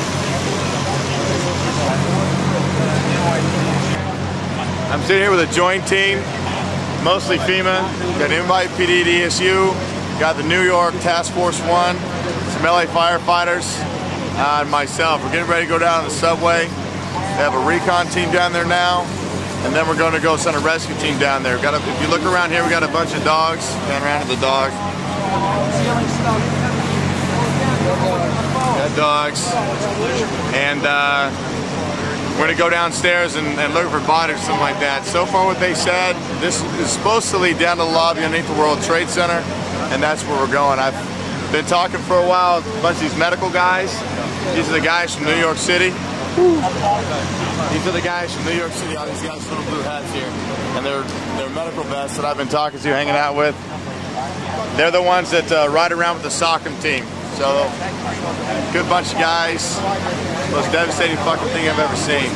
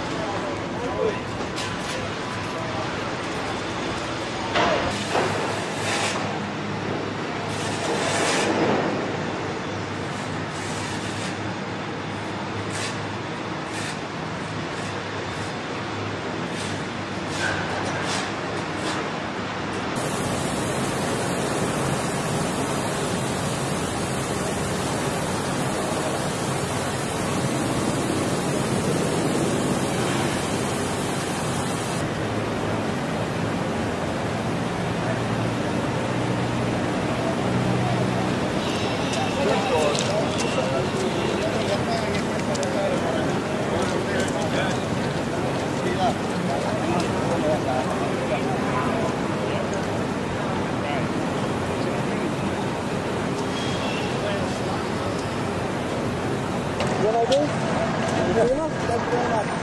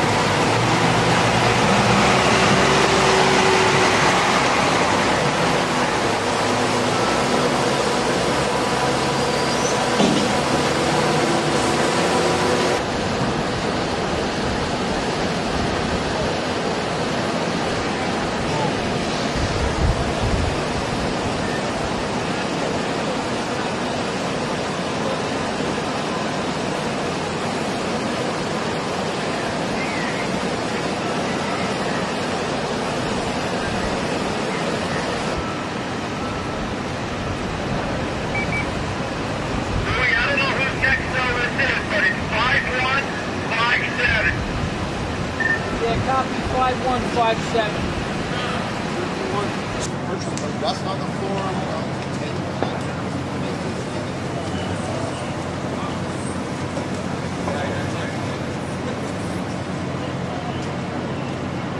It's sort of saying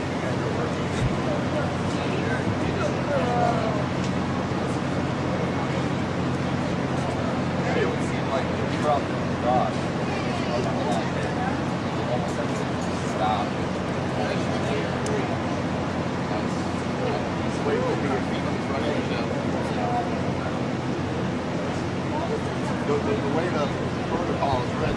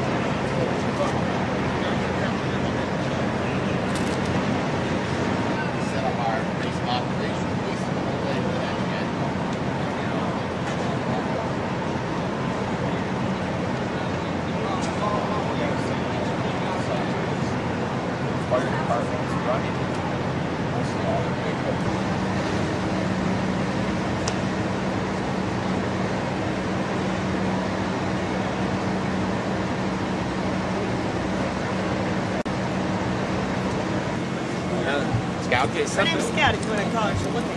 Yeah, if you call her name. Put some peanut butter on your lunch, she'll lick you. Really won't be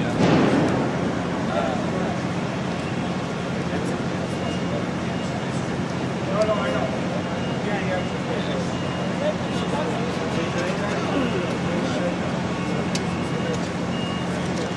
They usually put out.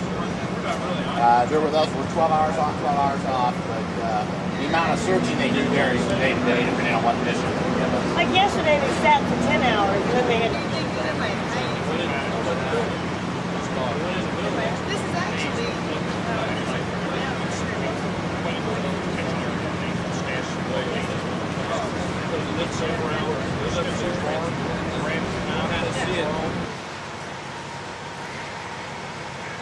And they all itself. We'll go buy him a silk smoking jacket. There's not a man alive that can resist a smoking jacket. Just kidding. Just kidding. Can you imagine Jake? And also you got those yet? Any thoughts of smoking? About every 5 minutes, yeah. Okay. Put all those thoughts out of your mind right now. Because weddings have a way of coming together at the last moment, I promise. And why does my feelings come apart? Like what? No, I'm sorry, I don't want it. The moment I arrived, your department spent one moment for work, and I know you love your work. So if you're not worried about leaving the girls alone, you're doing it.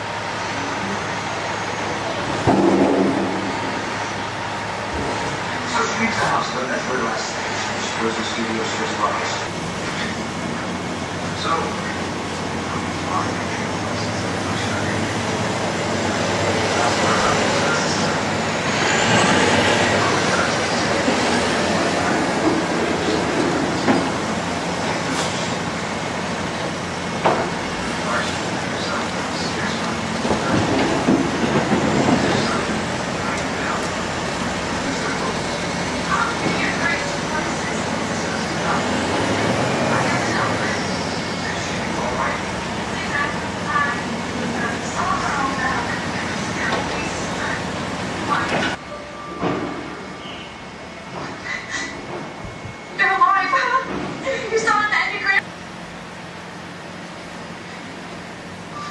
Good.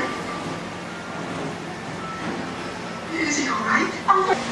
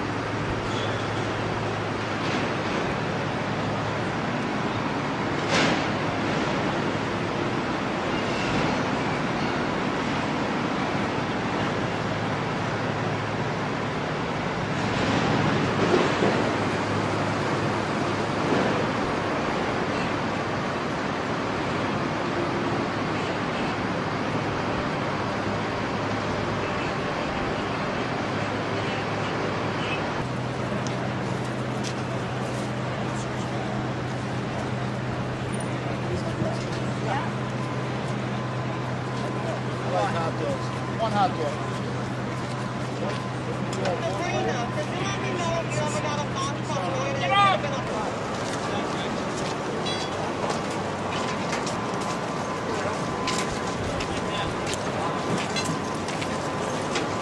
Here we go.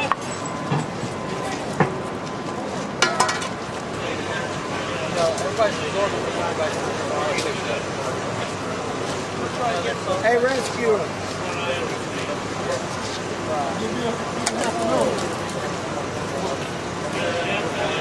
I got another guy to play this later.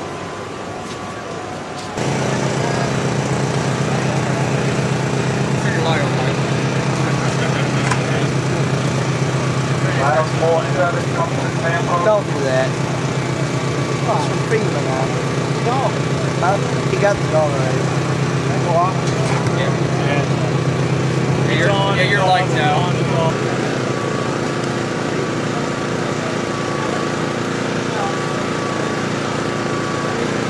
I'll take it out of here. This thing called a fire wire, right? Yeah. I'm looking for new stuff. Oh. Well, he said we could. He said he didn't care. Really? Okay. Yeah. Hey everybody, we miss you. That's it?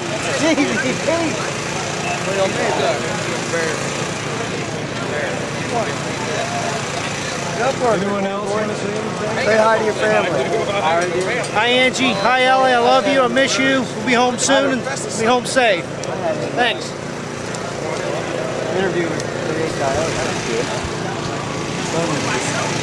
They'll love that. Love that. Can I do mine over? Yeah. Ready? Hi Missy, hi Daniel, Josh, Bethany, and Hannah. I love you, miss you. Say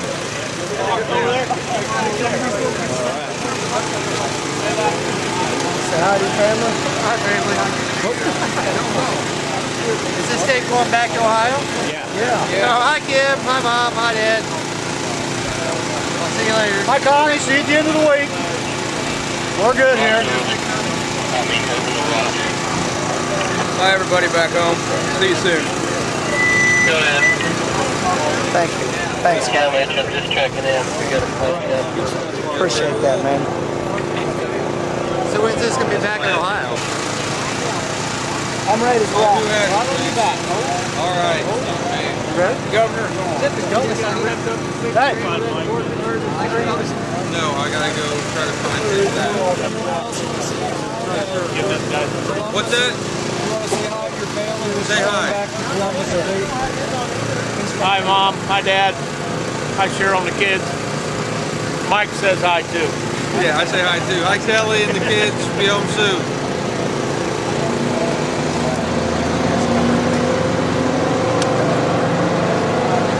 They went out.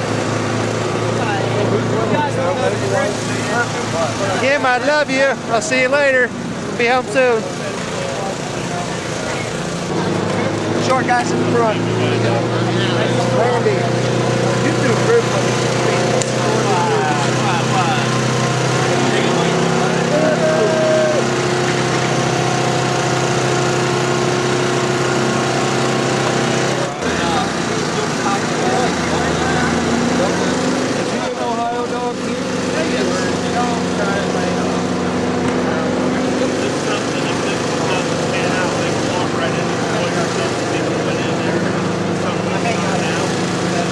I'd like to say hi to my wife Linda, Ricky, Lauren, and Leanna, and all my friends at Miami Valley Hospital. I'd like to say hello to my wife Ursula, my daughter Stephanie, and all my friends and family back home in Greater Cleveland. I'll be home soon.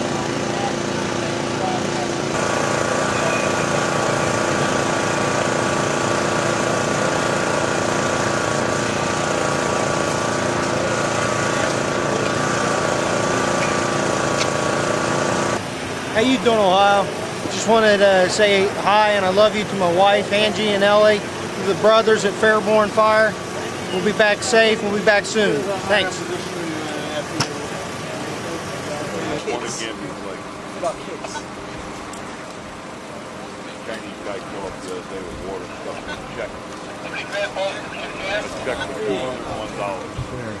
How are you back? Good. What's making out here? Who's out here? What's going on here? All right, I got a good shot of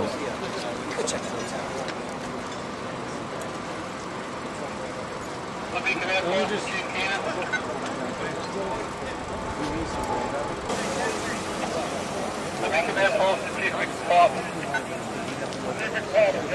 Wow.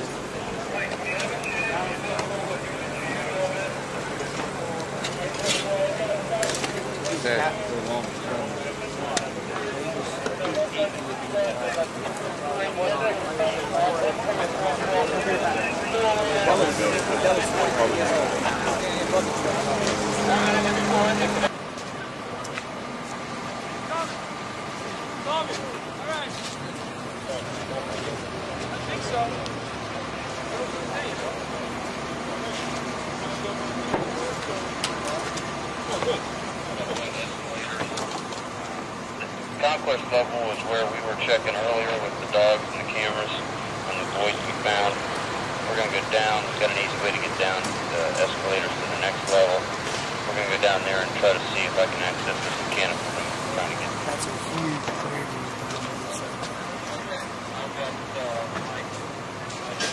See that guy down there, he kind of gives you an example of how far down it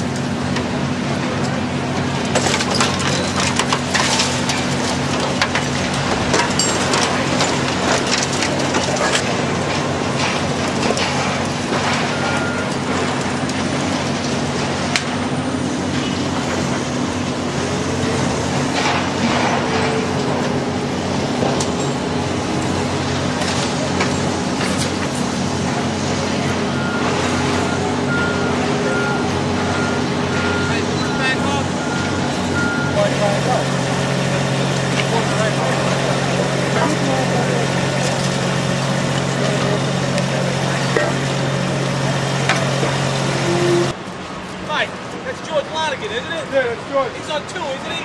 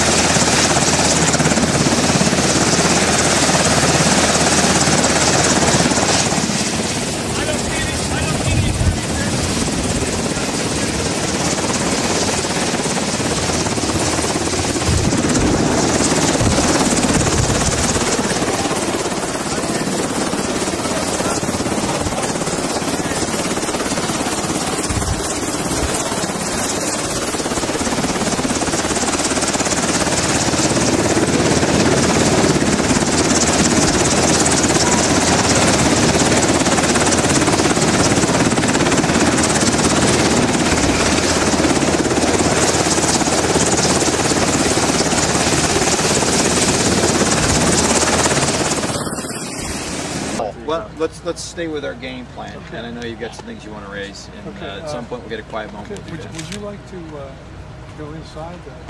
We could take you in, but I must be frank with you that they're doing work right now. I don't want to interfere with their work. It won't be a question of interference. It's just a question of you have to understand that it's not going to be the most pleasant odor. I understand. No, I think we have some briefing time. Am I right? That's correct. Yes, we've got about 5-10 minutes. We want to share it in with the Lieutenant Governor on the operation. And then we're going to go out to the crash site. And, yes, sir. But the fuller briefing that had been discussed is here or there? It's going to be at the crash site. The Guard would like to share what they've been doing in terms of their support for the operation on the corner. Gotcha. For his folks and the DMOR folks. Gotcha. Okay. So we can rely on you to kind of lead the footsteps here? All right. Do we want to go into an office in here? Do you want to tour the actual facility? Well, no, if they're, I think Joe nailed it. They're underway. Keep that going. Let's get some quiet time with you folks. We'll be a distraction, quite frankly.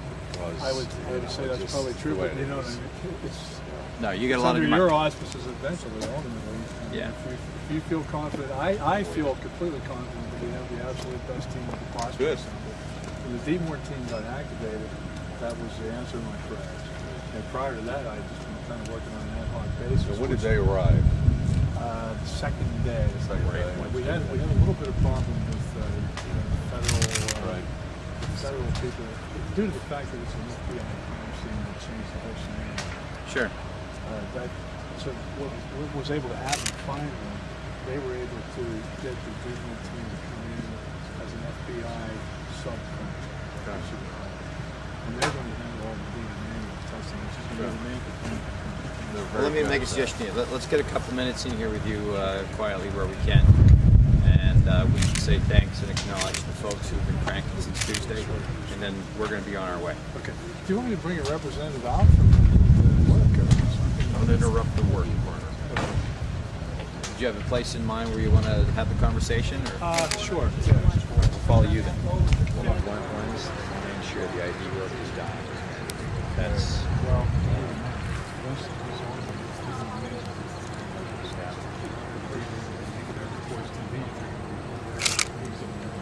So you're talking about security of all that.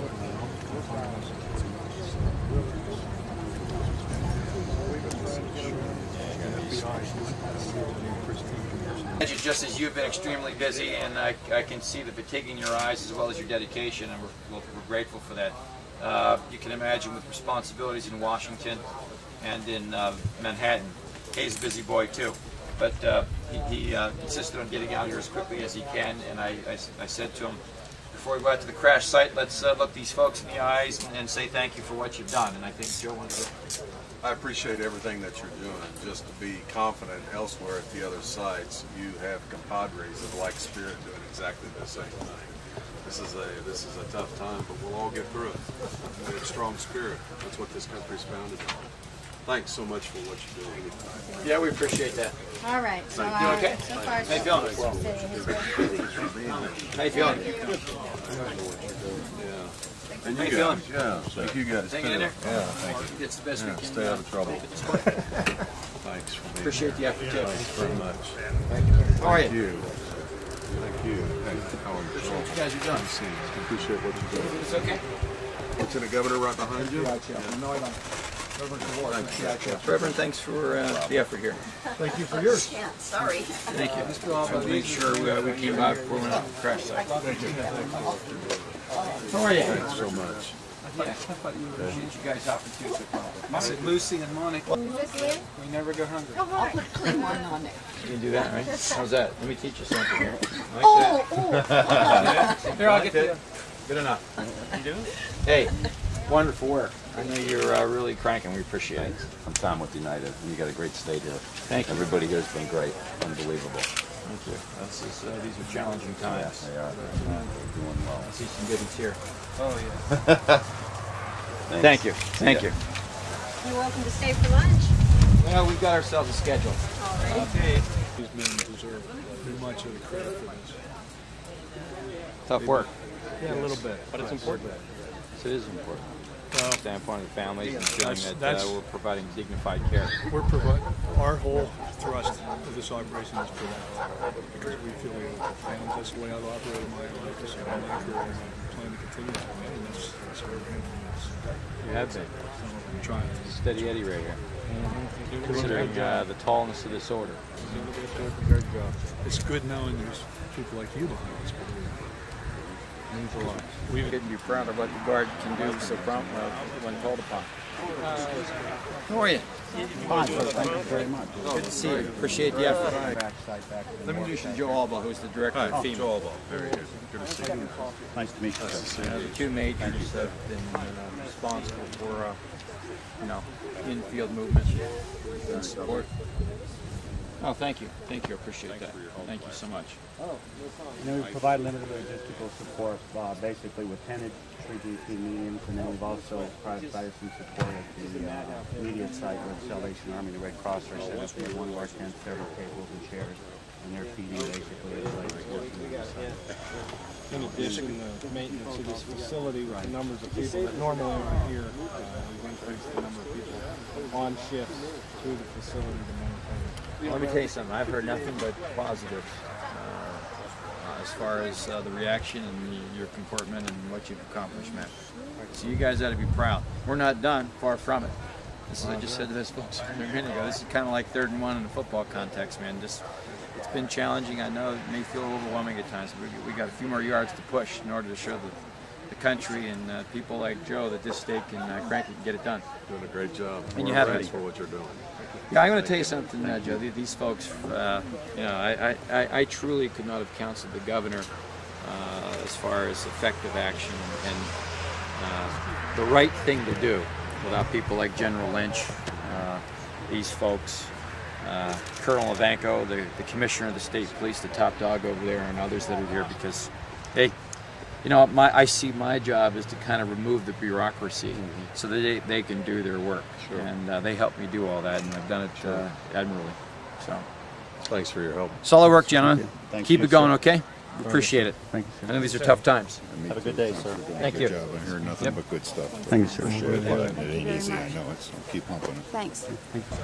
Let me say thank you. I just mentioned to these folks just a minute ago, you've done outstanding work. I don't want to walk away without an escape to the governor. We couldn't do this without you. All right?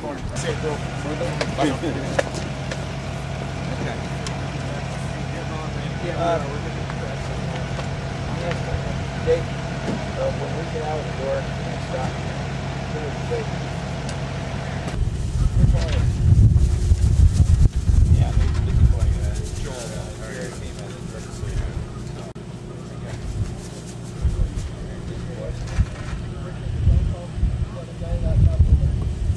go out there, go get them. These guys have been that car for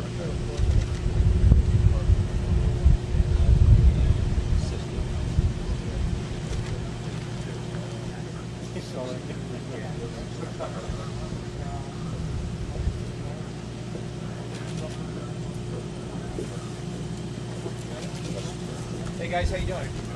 Joe Alba, who runs FEMA.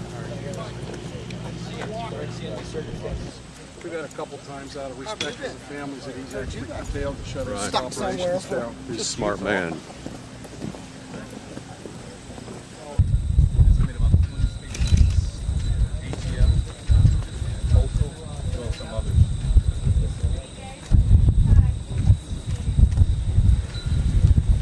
Hey, Bob, how are you?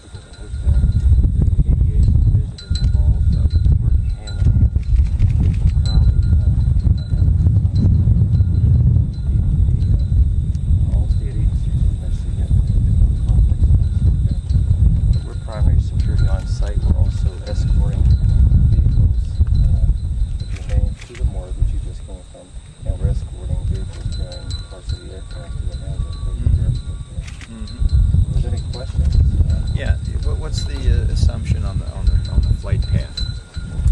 Basically, the flight path is over this area here towards the crater. Well, give us our coordinates now. We're from northwest to southeast. Okay, so that southeast is this way?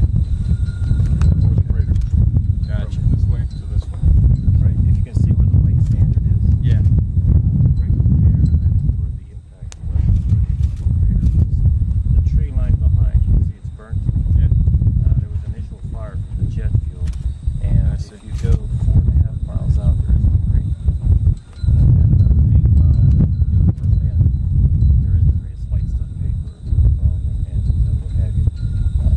The people you see working down there are FBI agents, ATF, state troopers. They're suited up because it is a biohazard area. Nobody gets down there. We haven't allowed anybody down there so far because they have to get suited up. It's important. But they work from daylight. Sun up to sundown. That's right. They'll stop about 5:30. That gives them an hour and a half to clean up, get decontaminated, and what have you, change your 5 and 6. So what are the shifts again? Often recorded in the accounting. Stony Creek Township is the municipal subdivision here. We're in 3 venues. We're up here, we're at the morgue, we're at the Family Assistance Center, and tomorrow we'll be conducting the second of 2 memorial services for families. And that's very important. I know Governor Ridge has been very supportive of this, and I think we'll be attending the LP with all of this. Yeah, how'd you feel it went for the families? The families were very hard on it. The support was here. Went around and greeted the families personally, and they were very comforted, I believe, by her presence, by the governor's presence, the attorney general was here as well, and a couple of the Congressman Claps were here. And I think they're getting a sense of support for the country. And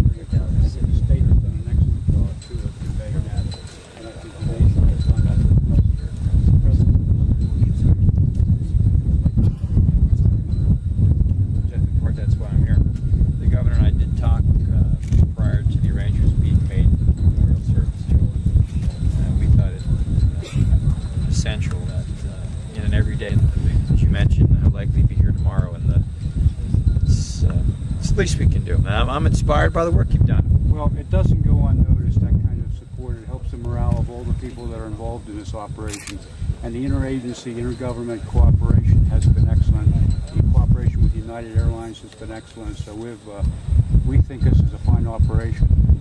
Our headquarters says we're not worried about what's happening in Pennsylvania, and that's a tribute to everybody up there. That's great. Well, we like your perspective. Joe and I were chatting on the way over, and this is a veteran when it comes to dispatching state government, making sure, because of his experiences in Texas and in Oklahoma, that our job, given the fact that you're the frontline responders, I mean, everyone here, is that our job is to see to it that you can do your best work, to act. Right. And to give care, to help resolve, to deliver. Our job is to keep your bureaucracy out of your way and off your back. That's one thing. Have we done that? Bureaucracy, absolutely. We've been able to get our job done, and we've had the freedom to do that, and it's really paid dividends for the families and also the recovery workers. We have mental health services up here for them as well. That's so important. And at all the venues, and especially the morgue, you understand what kind of situation that is, and we have mental health workers down there to help when they come out, get some refreshment in our tents, but also have mental health workers around there. Well, Governor, I think the entire country appreciates the way Pennsylvania, all Pennsylvanians have come to the need here at the site and done whatever. It's just amazing, and I thank you for it. Thank you. Yeah, you kind of mentioned that. And these are the folks that have lived it. And I know you've done a lot. You're accomplished people for meeting challenges gone by, but you got to live your lives knowing you've done important and noble work here. And I wish you had the opportunity, to listen to Mrs. Beamer last night. Did you get a chance to see it? I did, Governor. I know that she's a rock, and it's worth saying a second time. She knows an awful lot of care and important effort's been provided.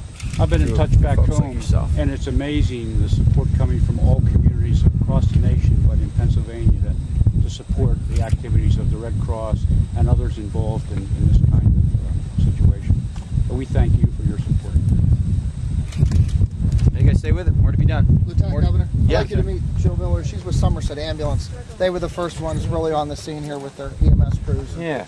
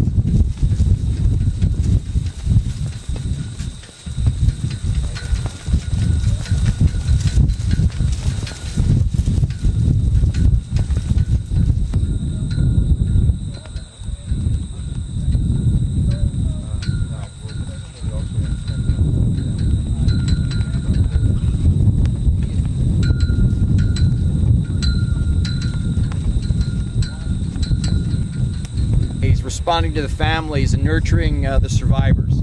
And as the eyes of the nation, it isn't an overstatement to say that, although in a figurative sense, the eyes of the nation are on you. And I think the nation has concluded that you've done remarkable and positive work. We're not done, and to say that a second time, but in light of that, I wanted to come out here today as the top executive, so to speak, who handles emergency response for Governor Ridge. In the company of Joe and people like General Lynch, who directs the National Guard, and Colonel Ivanko, and to say thank you and to look you right in the eye and realize and to confirm for you that this is essential work.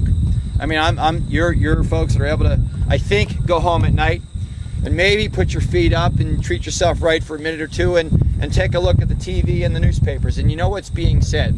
And last night, Mrs. Beamer had an opportunity to comment about the moxie of her husband. Did you anybody get a chance to see that?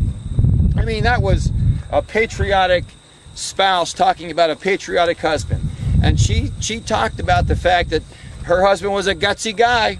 And think about it, just in the skies over top Pennsylvania, we began to fight back. I mean, I saw some of the newspaper accounts suggesting that, yeah, it's time for America to fight back. Well, you know what? Whether it was Beamer or Burnett, the country did start fighting back that Tuesday morning when they decided to take on those terrorists. And Mrs. Beamer confirmed that last night. And so the effort continues of resolving, of providing care, and of fighting back in the personage of the people that stand here today. And I wanted to come out and to mention those things and say that whether it's the families, those who have lost loved ones, to your families who know that you're involved in important work of recovery here, you're not only doing important work, it's worth certainly our time to come out and to look you in the eye and to say thank you for this. Now, I mentioned the work's been done. We're supporting the families.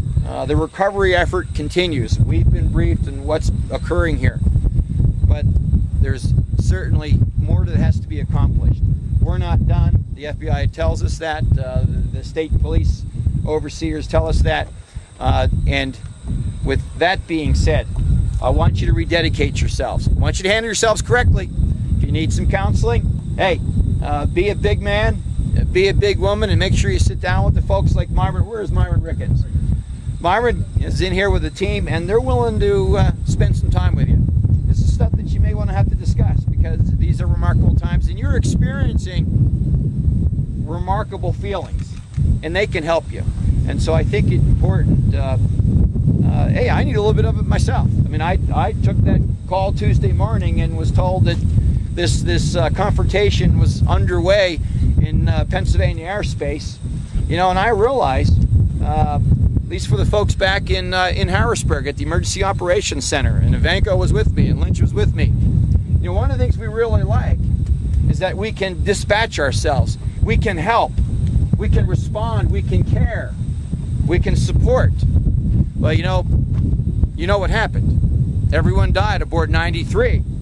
So we were limited as to what we can do. That makes me feel bad. It makes others feel bad. In that regard, yeah, it's important to have some conversations, perhaps with your peers or those who are trained to do it. And they want to help because they're in here pulling the wagon too. So consider that for a moment. I think it's my job as the top executive in emergency response to encourage you to do that. I think you'll be better off for it because these are very difficult times. But I know I'm in the company of people who have great care and dedication. And you are good Americans on that count alone, and that's worth underscoring. So having said that, and I do offer that on behalf of Governor Ridge, who, you know, we both decided that, you know, our presence is strong here in the number of departments and through the services that we provide. But when we can, we're going to be here as often as we can. We at least owe that to the 44 people who perished aboard 93. We at least owe it to the people of Pennsylvania to see to it that we had the opportunity to do this privileged work. And we owe it to Americans. And I'll tell you what, together I think they see that we're capable of some very profound and positive effort, which I mentioned at the outset, the positive work that you're doing. So, hey, thanks so much. But keep it going. And with that, someone who's traveled great distance to be here, and Joe Albaugh is a very talented guy these days, talented guy with an awful lot of challenges. Just came out of New York, and I asked him to come out here and spend a couple of minutes with you. Thanks, Governor. I just want to echo what the Governor said. I know from a national perspective that a lot of people are focused on New York and the Pentagon. The President and I spoke. He asked me to get here as quickly as I could, and I'm doing that because the whole world is looking at Pennsylvania. Pennsylvania has stepped up to the plate at a time in need. You got to keep your chins up. Get the help that you need. You're doing yeoman duty out here. The whole world knows this. Pennsylvania responded properly when called upon. Thank you so much for what you're doing. Keep up the work. It's going to take a long time for us to get over this. But you know, we have a remarkable spirit in this country that any other country, they can't duplicate that. It's what makes us unique as Americans. And thank you for your hard work. I appreciate it greatly, as does the President. Great work, folks. Great work. And I know you got more to be done. Thanks.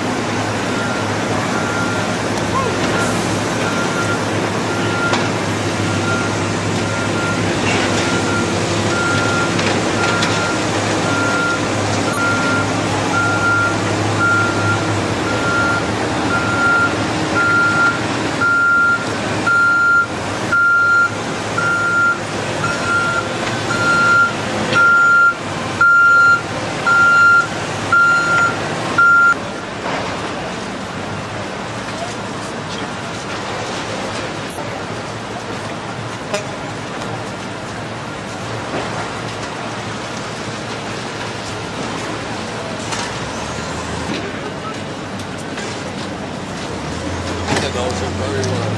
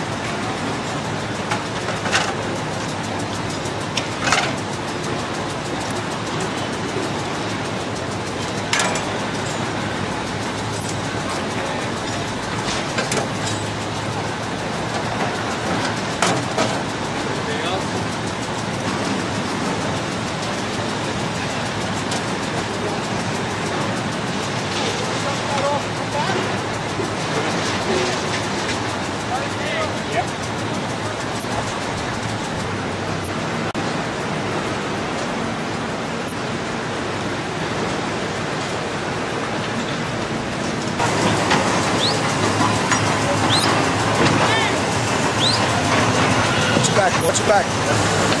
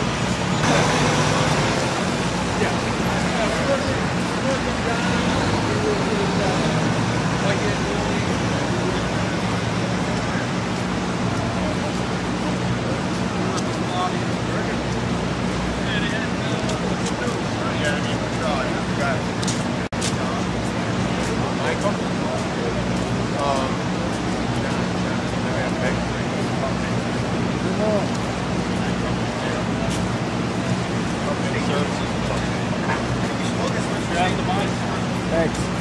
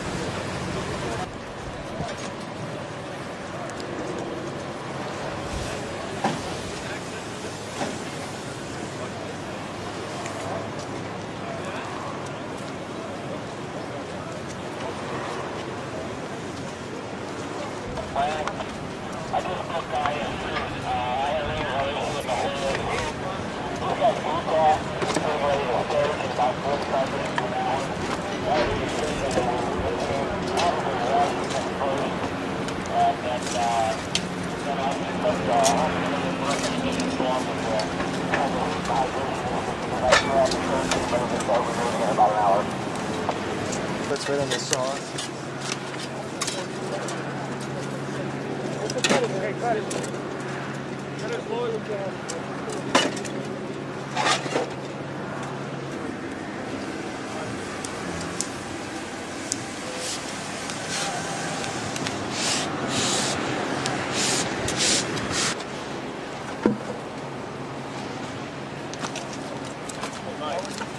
Yeah. That's the only void space you guys had earlier?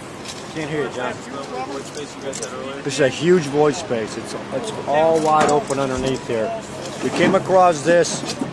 We put a camera in. We found somebody walking around. We got all excited. Turned out to be another USAR guy. There's a void in that comes in here, comes in over there, and get in underneath here.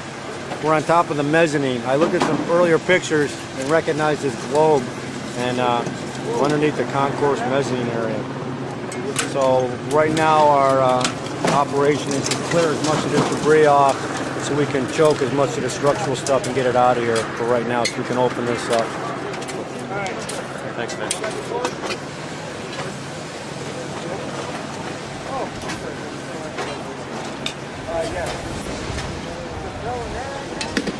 it a yellow one?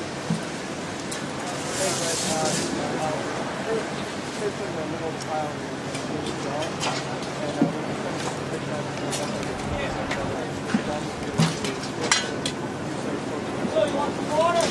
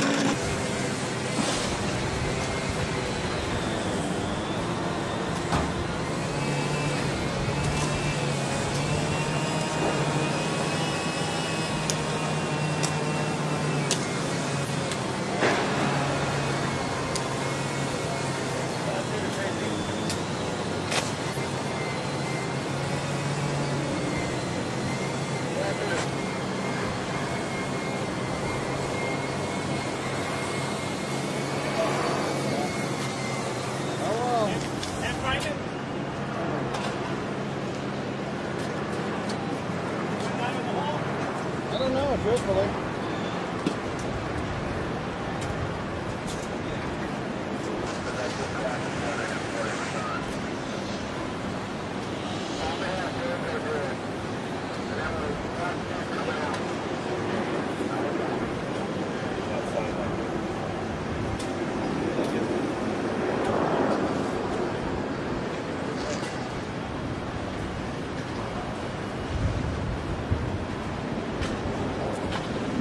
Nobody will learn? No. Take your Take this off? Just hold it. Just say your name and spell your last name. Spell my last name. Jorge Duquesne. D as in David. U. Q-U-E-S-N-E. And wait, what's your position with the task force? I am the structural specialist and the hazmat officer for the task force. As a structural specialist, what are your thoughts about this building? Can you believe something like this happened? You know, I've been asked that quite a few times, and I still don't have the words to describe it. It's unbelievable. I mean, unbelievable doesn't quite cut it. What did you think would happen? Amazing sight. What would I would have thought you would have some damage to the top of the structure, maybe the top shearing off and doing collateral damage on the bottom. Yeah, maybe some damage to the buildings on the side from splattering and so forth. But I never imagined it was going to bring down so many buildings, nor that it was going to damage so much the buildings surrounding it. It's just amazing. Well, I never thought the bottom of it would fall. Again, I just thought that it was weakened on one side and it would shear it off and the top will slide down. But I guess a lot of people thought that way too.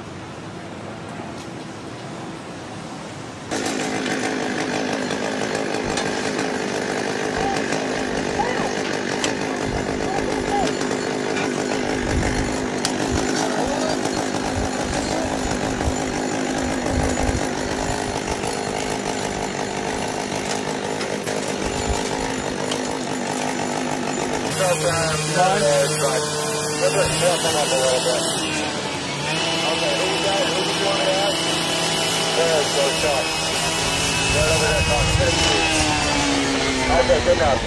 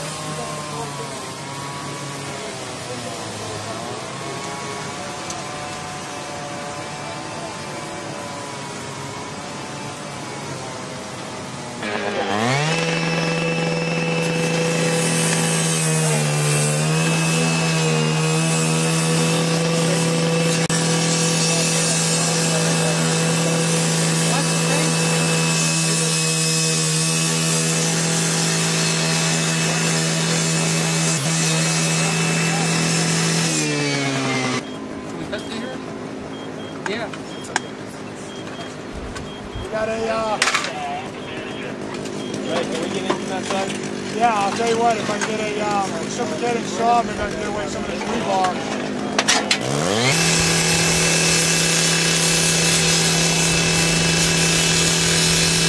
If there's any toxic gases or flammable gases in there. I need to be there at 6:30?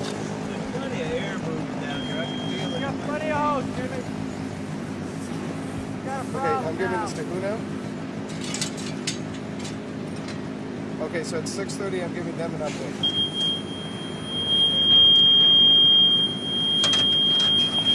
Okay, because I've got a meeting at 5:30 at ours, and then I had a couple people come back.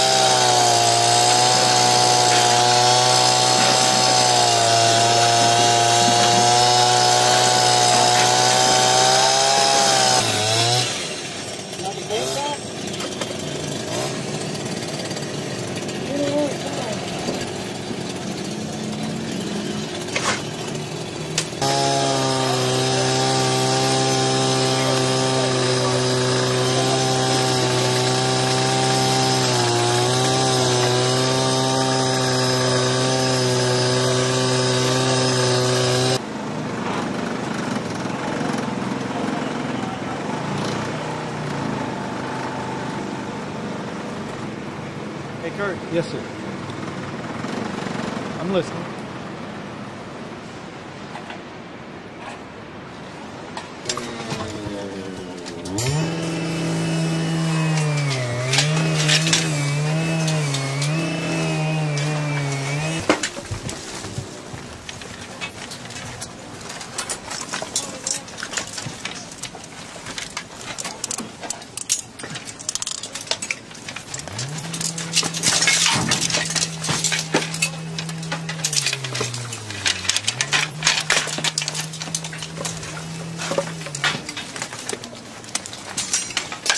Oh shit, man, that's just scared the shit out of me. Oh, that's mannequin, bro.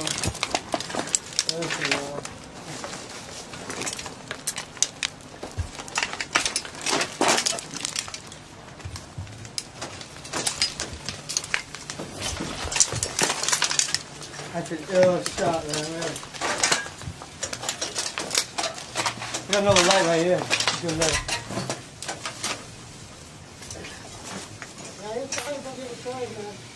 Where's the body? Get the body.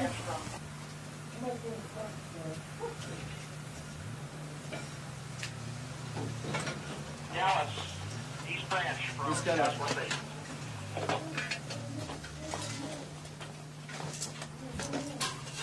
It's all right for us to bring that clear right now so we can get on with this around. Yeah. I'm still doing that for all the time.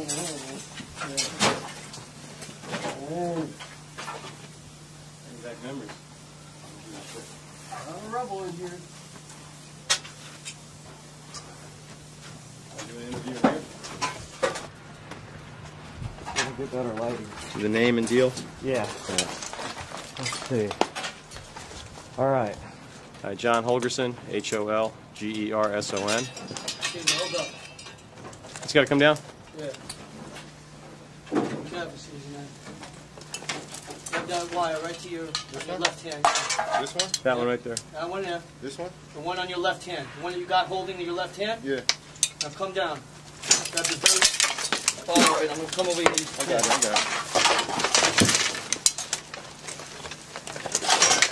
When we go out to the right. It's easier. Right over there. Hey, do you have enough light shooting down this? Holgerson. Okay. Okay, what we're at right now is in below the mezzanine level of the World Trade Center, and we're searching through the rubble. What crews are doing is they come through access holes, as you see over here.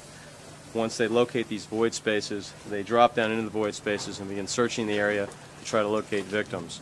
The crews inside have already searched this. We're in the process of doing a secondary search, and additional rescuers will be coming in to complete that search. Tell me when you're ready to roll. I'm rolling. All right, come on, crawl out to me here.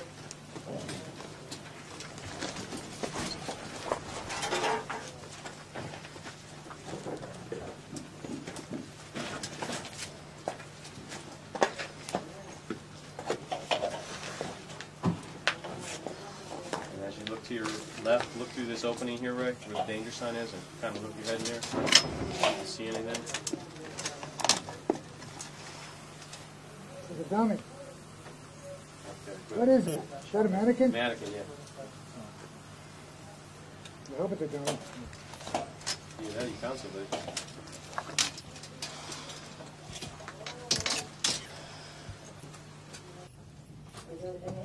I didn't know. We couldn't see kind of the back. Yeah, you were already through by the time we started. Light on there for you? Yeah, that helped. I'm going to swing to the left now? Yeah. I'll follow it.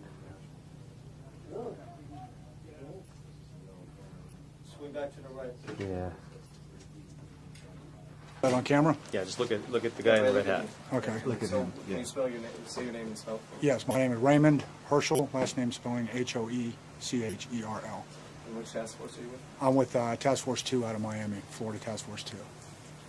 Ray, when you find a large void like this, you know, when you know that there's a big opening like that? What are some of the first steps you would take? And take me through the process of what you would do. Okay, what we're doing now is as we're stripping off the smaller debris so the cranes can come in and cut the structural members, the large structural members, and they're flown out by crane. Once we discover a void, generally what we'll do is we'll bring the dogs in. If the dogs alert on something in that space, we'll send in technical personnel with cameras and listening devices and things like that, and they'll attempt to locate any possible victims in that space. They might not be able to see them, and we try to confirm that there is a person in that space before we actually come in. Sometimes that's not possible, and we'll just come in and basically do a quick recon. This is a quite massive void right here, and you would expect to find a lot of people, but I guess most of them had made it out at this point. But we'll send in a team to go ahead and do a quick search of the area and make sure it's clear, and then we'll mark it and go on to the next one. Well, what's the process in searching? I mean, when you mean search, what is it you actually do? What are you physically doing? What we're doing is we're looking for any possible sign of any victim in that space. We're going under any void spaces, any debris, and just attempting to locate a victim. In this type of environment where you have a lot of material, concrete dust and stuff like that, it's very, very difficult. You could actually be crawling right over a victim and not even realizing it. So basically what you're doing is you're looking around and just looking for any signs, shoes or body parts or you know, just the remains of people. Unless they're alive, you know, you'll try to make contact with them. How long would it take you to search a void, something like this? This, like I said earlier, this is a pretty massive void with probably a team of 2 or 3 in this hole. We would probably be done with this in, I don't know, maybe 5 to 7 minutes, and then move on to the next one. All right. Thanks. Thanks for Thank you. Yeah, I can. All right.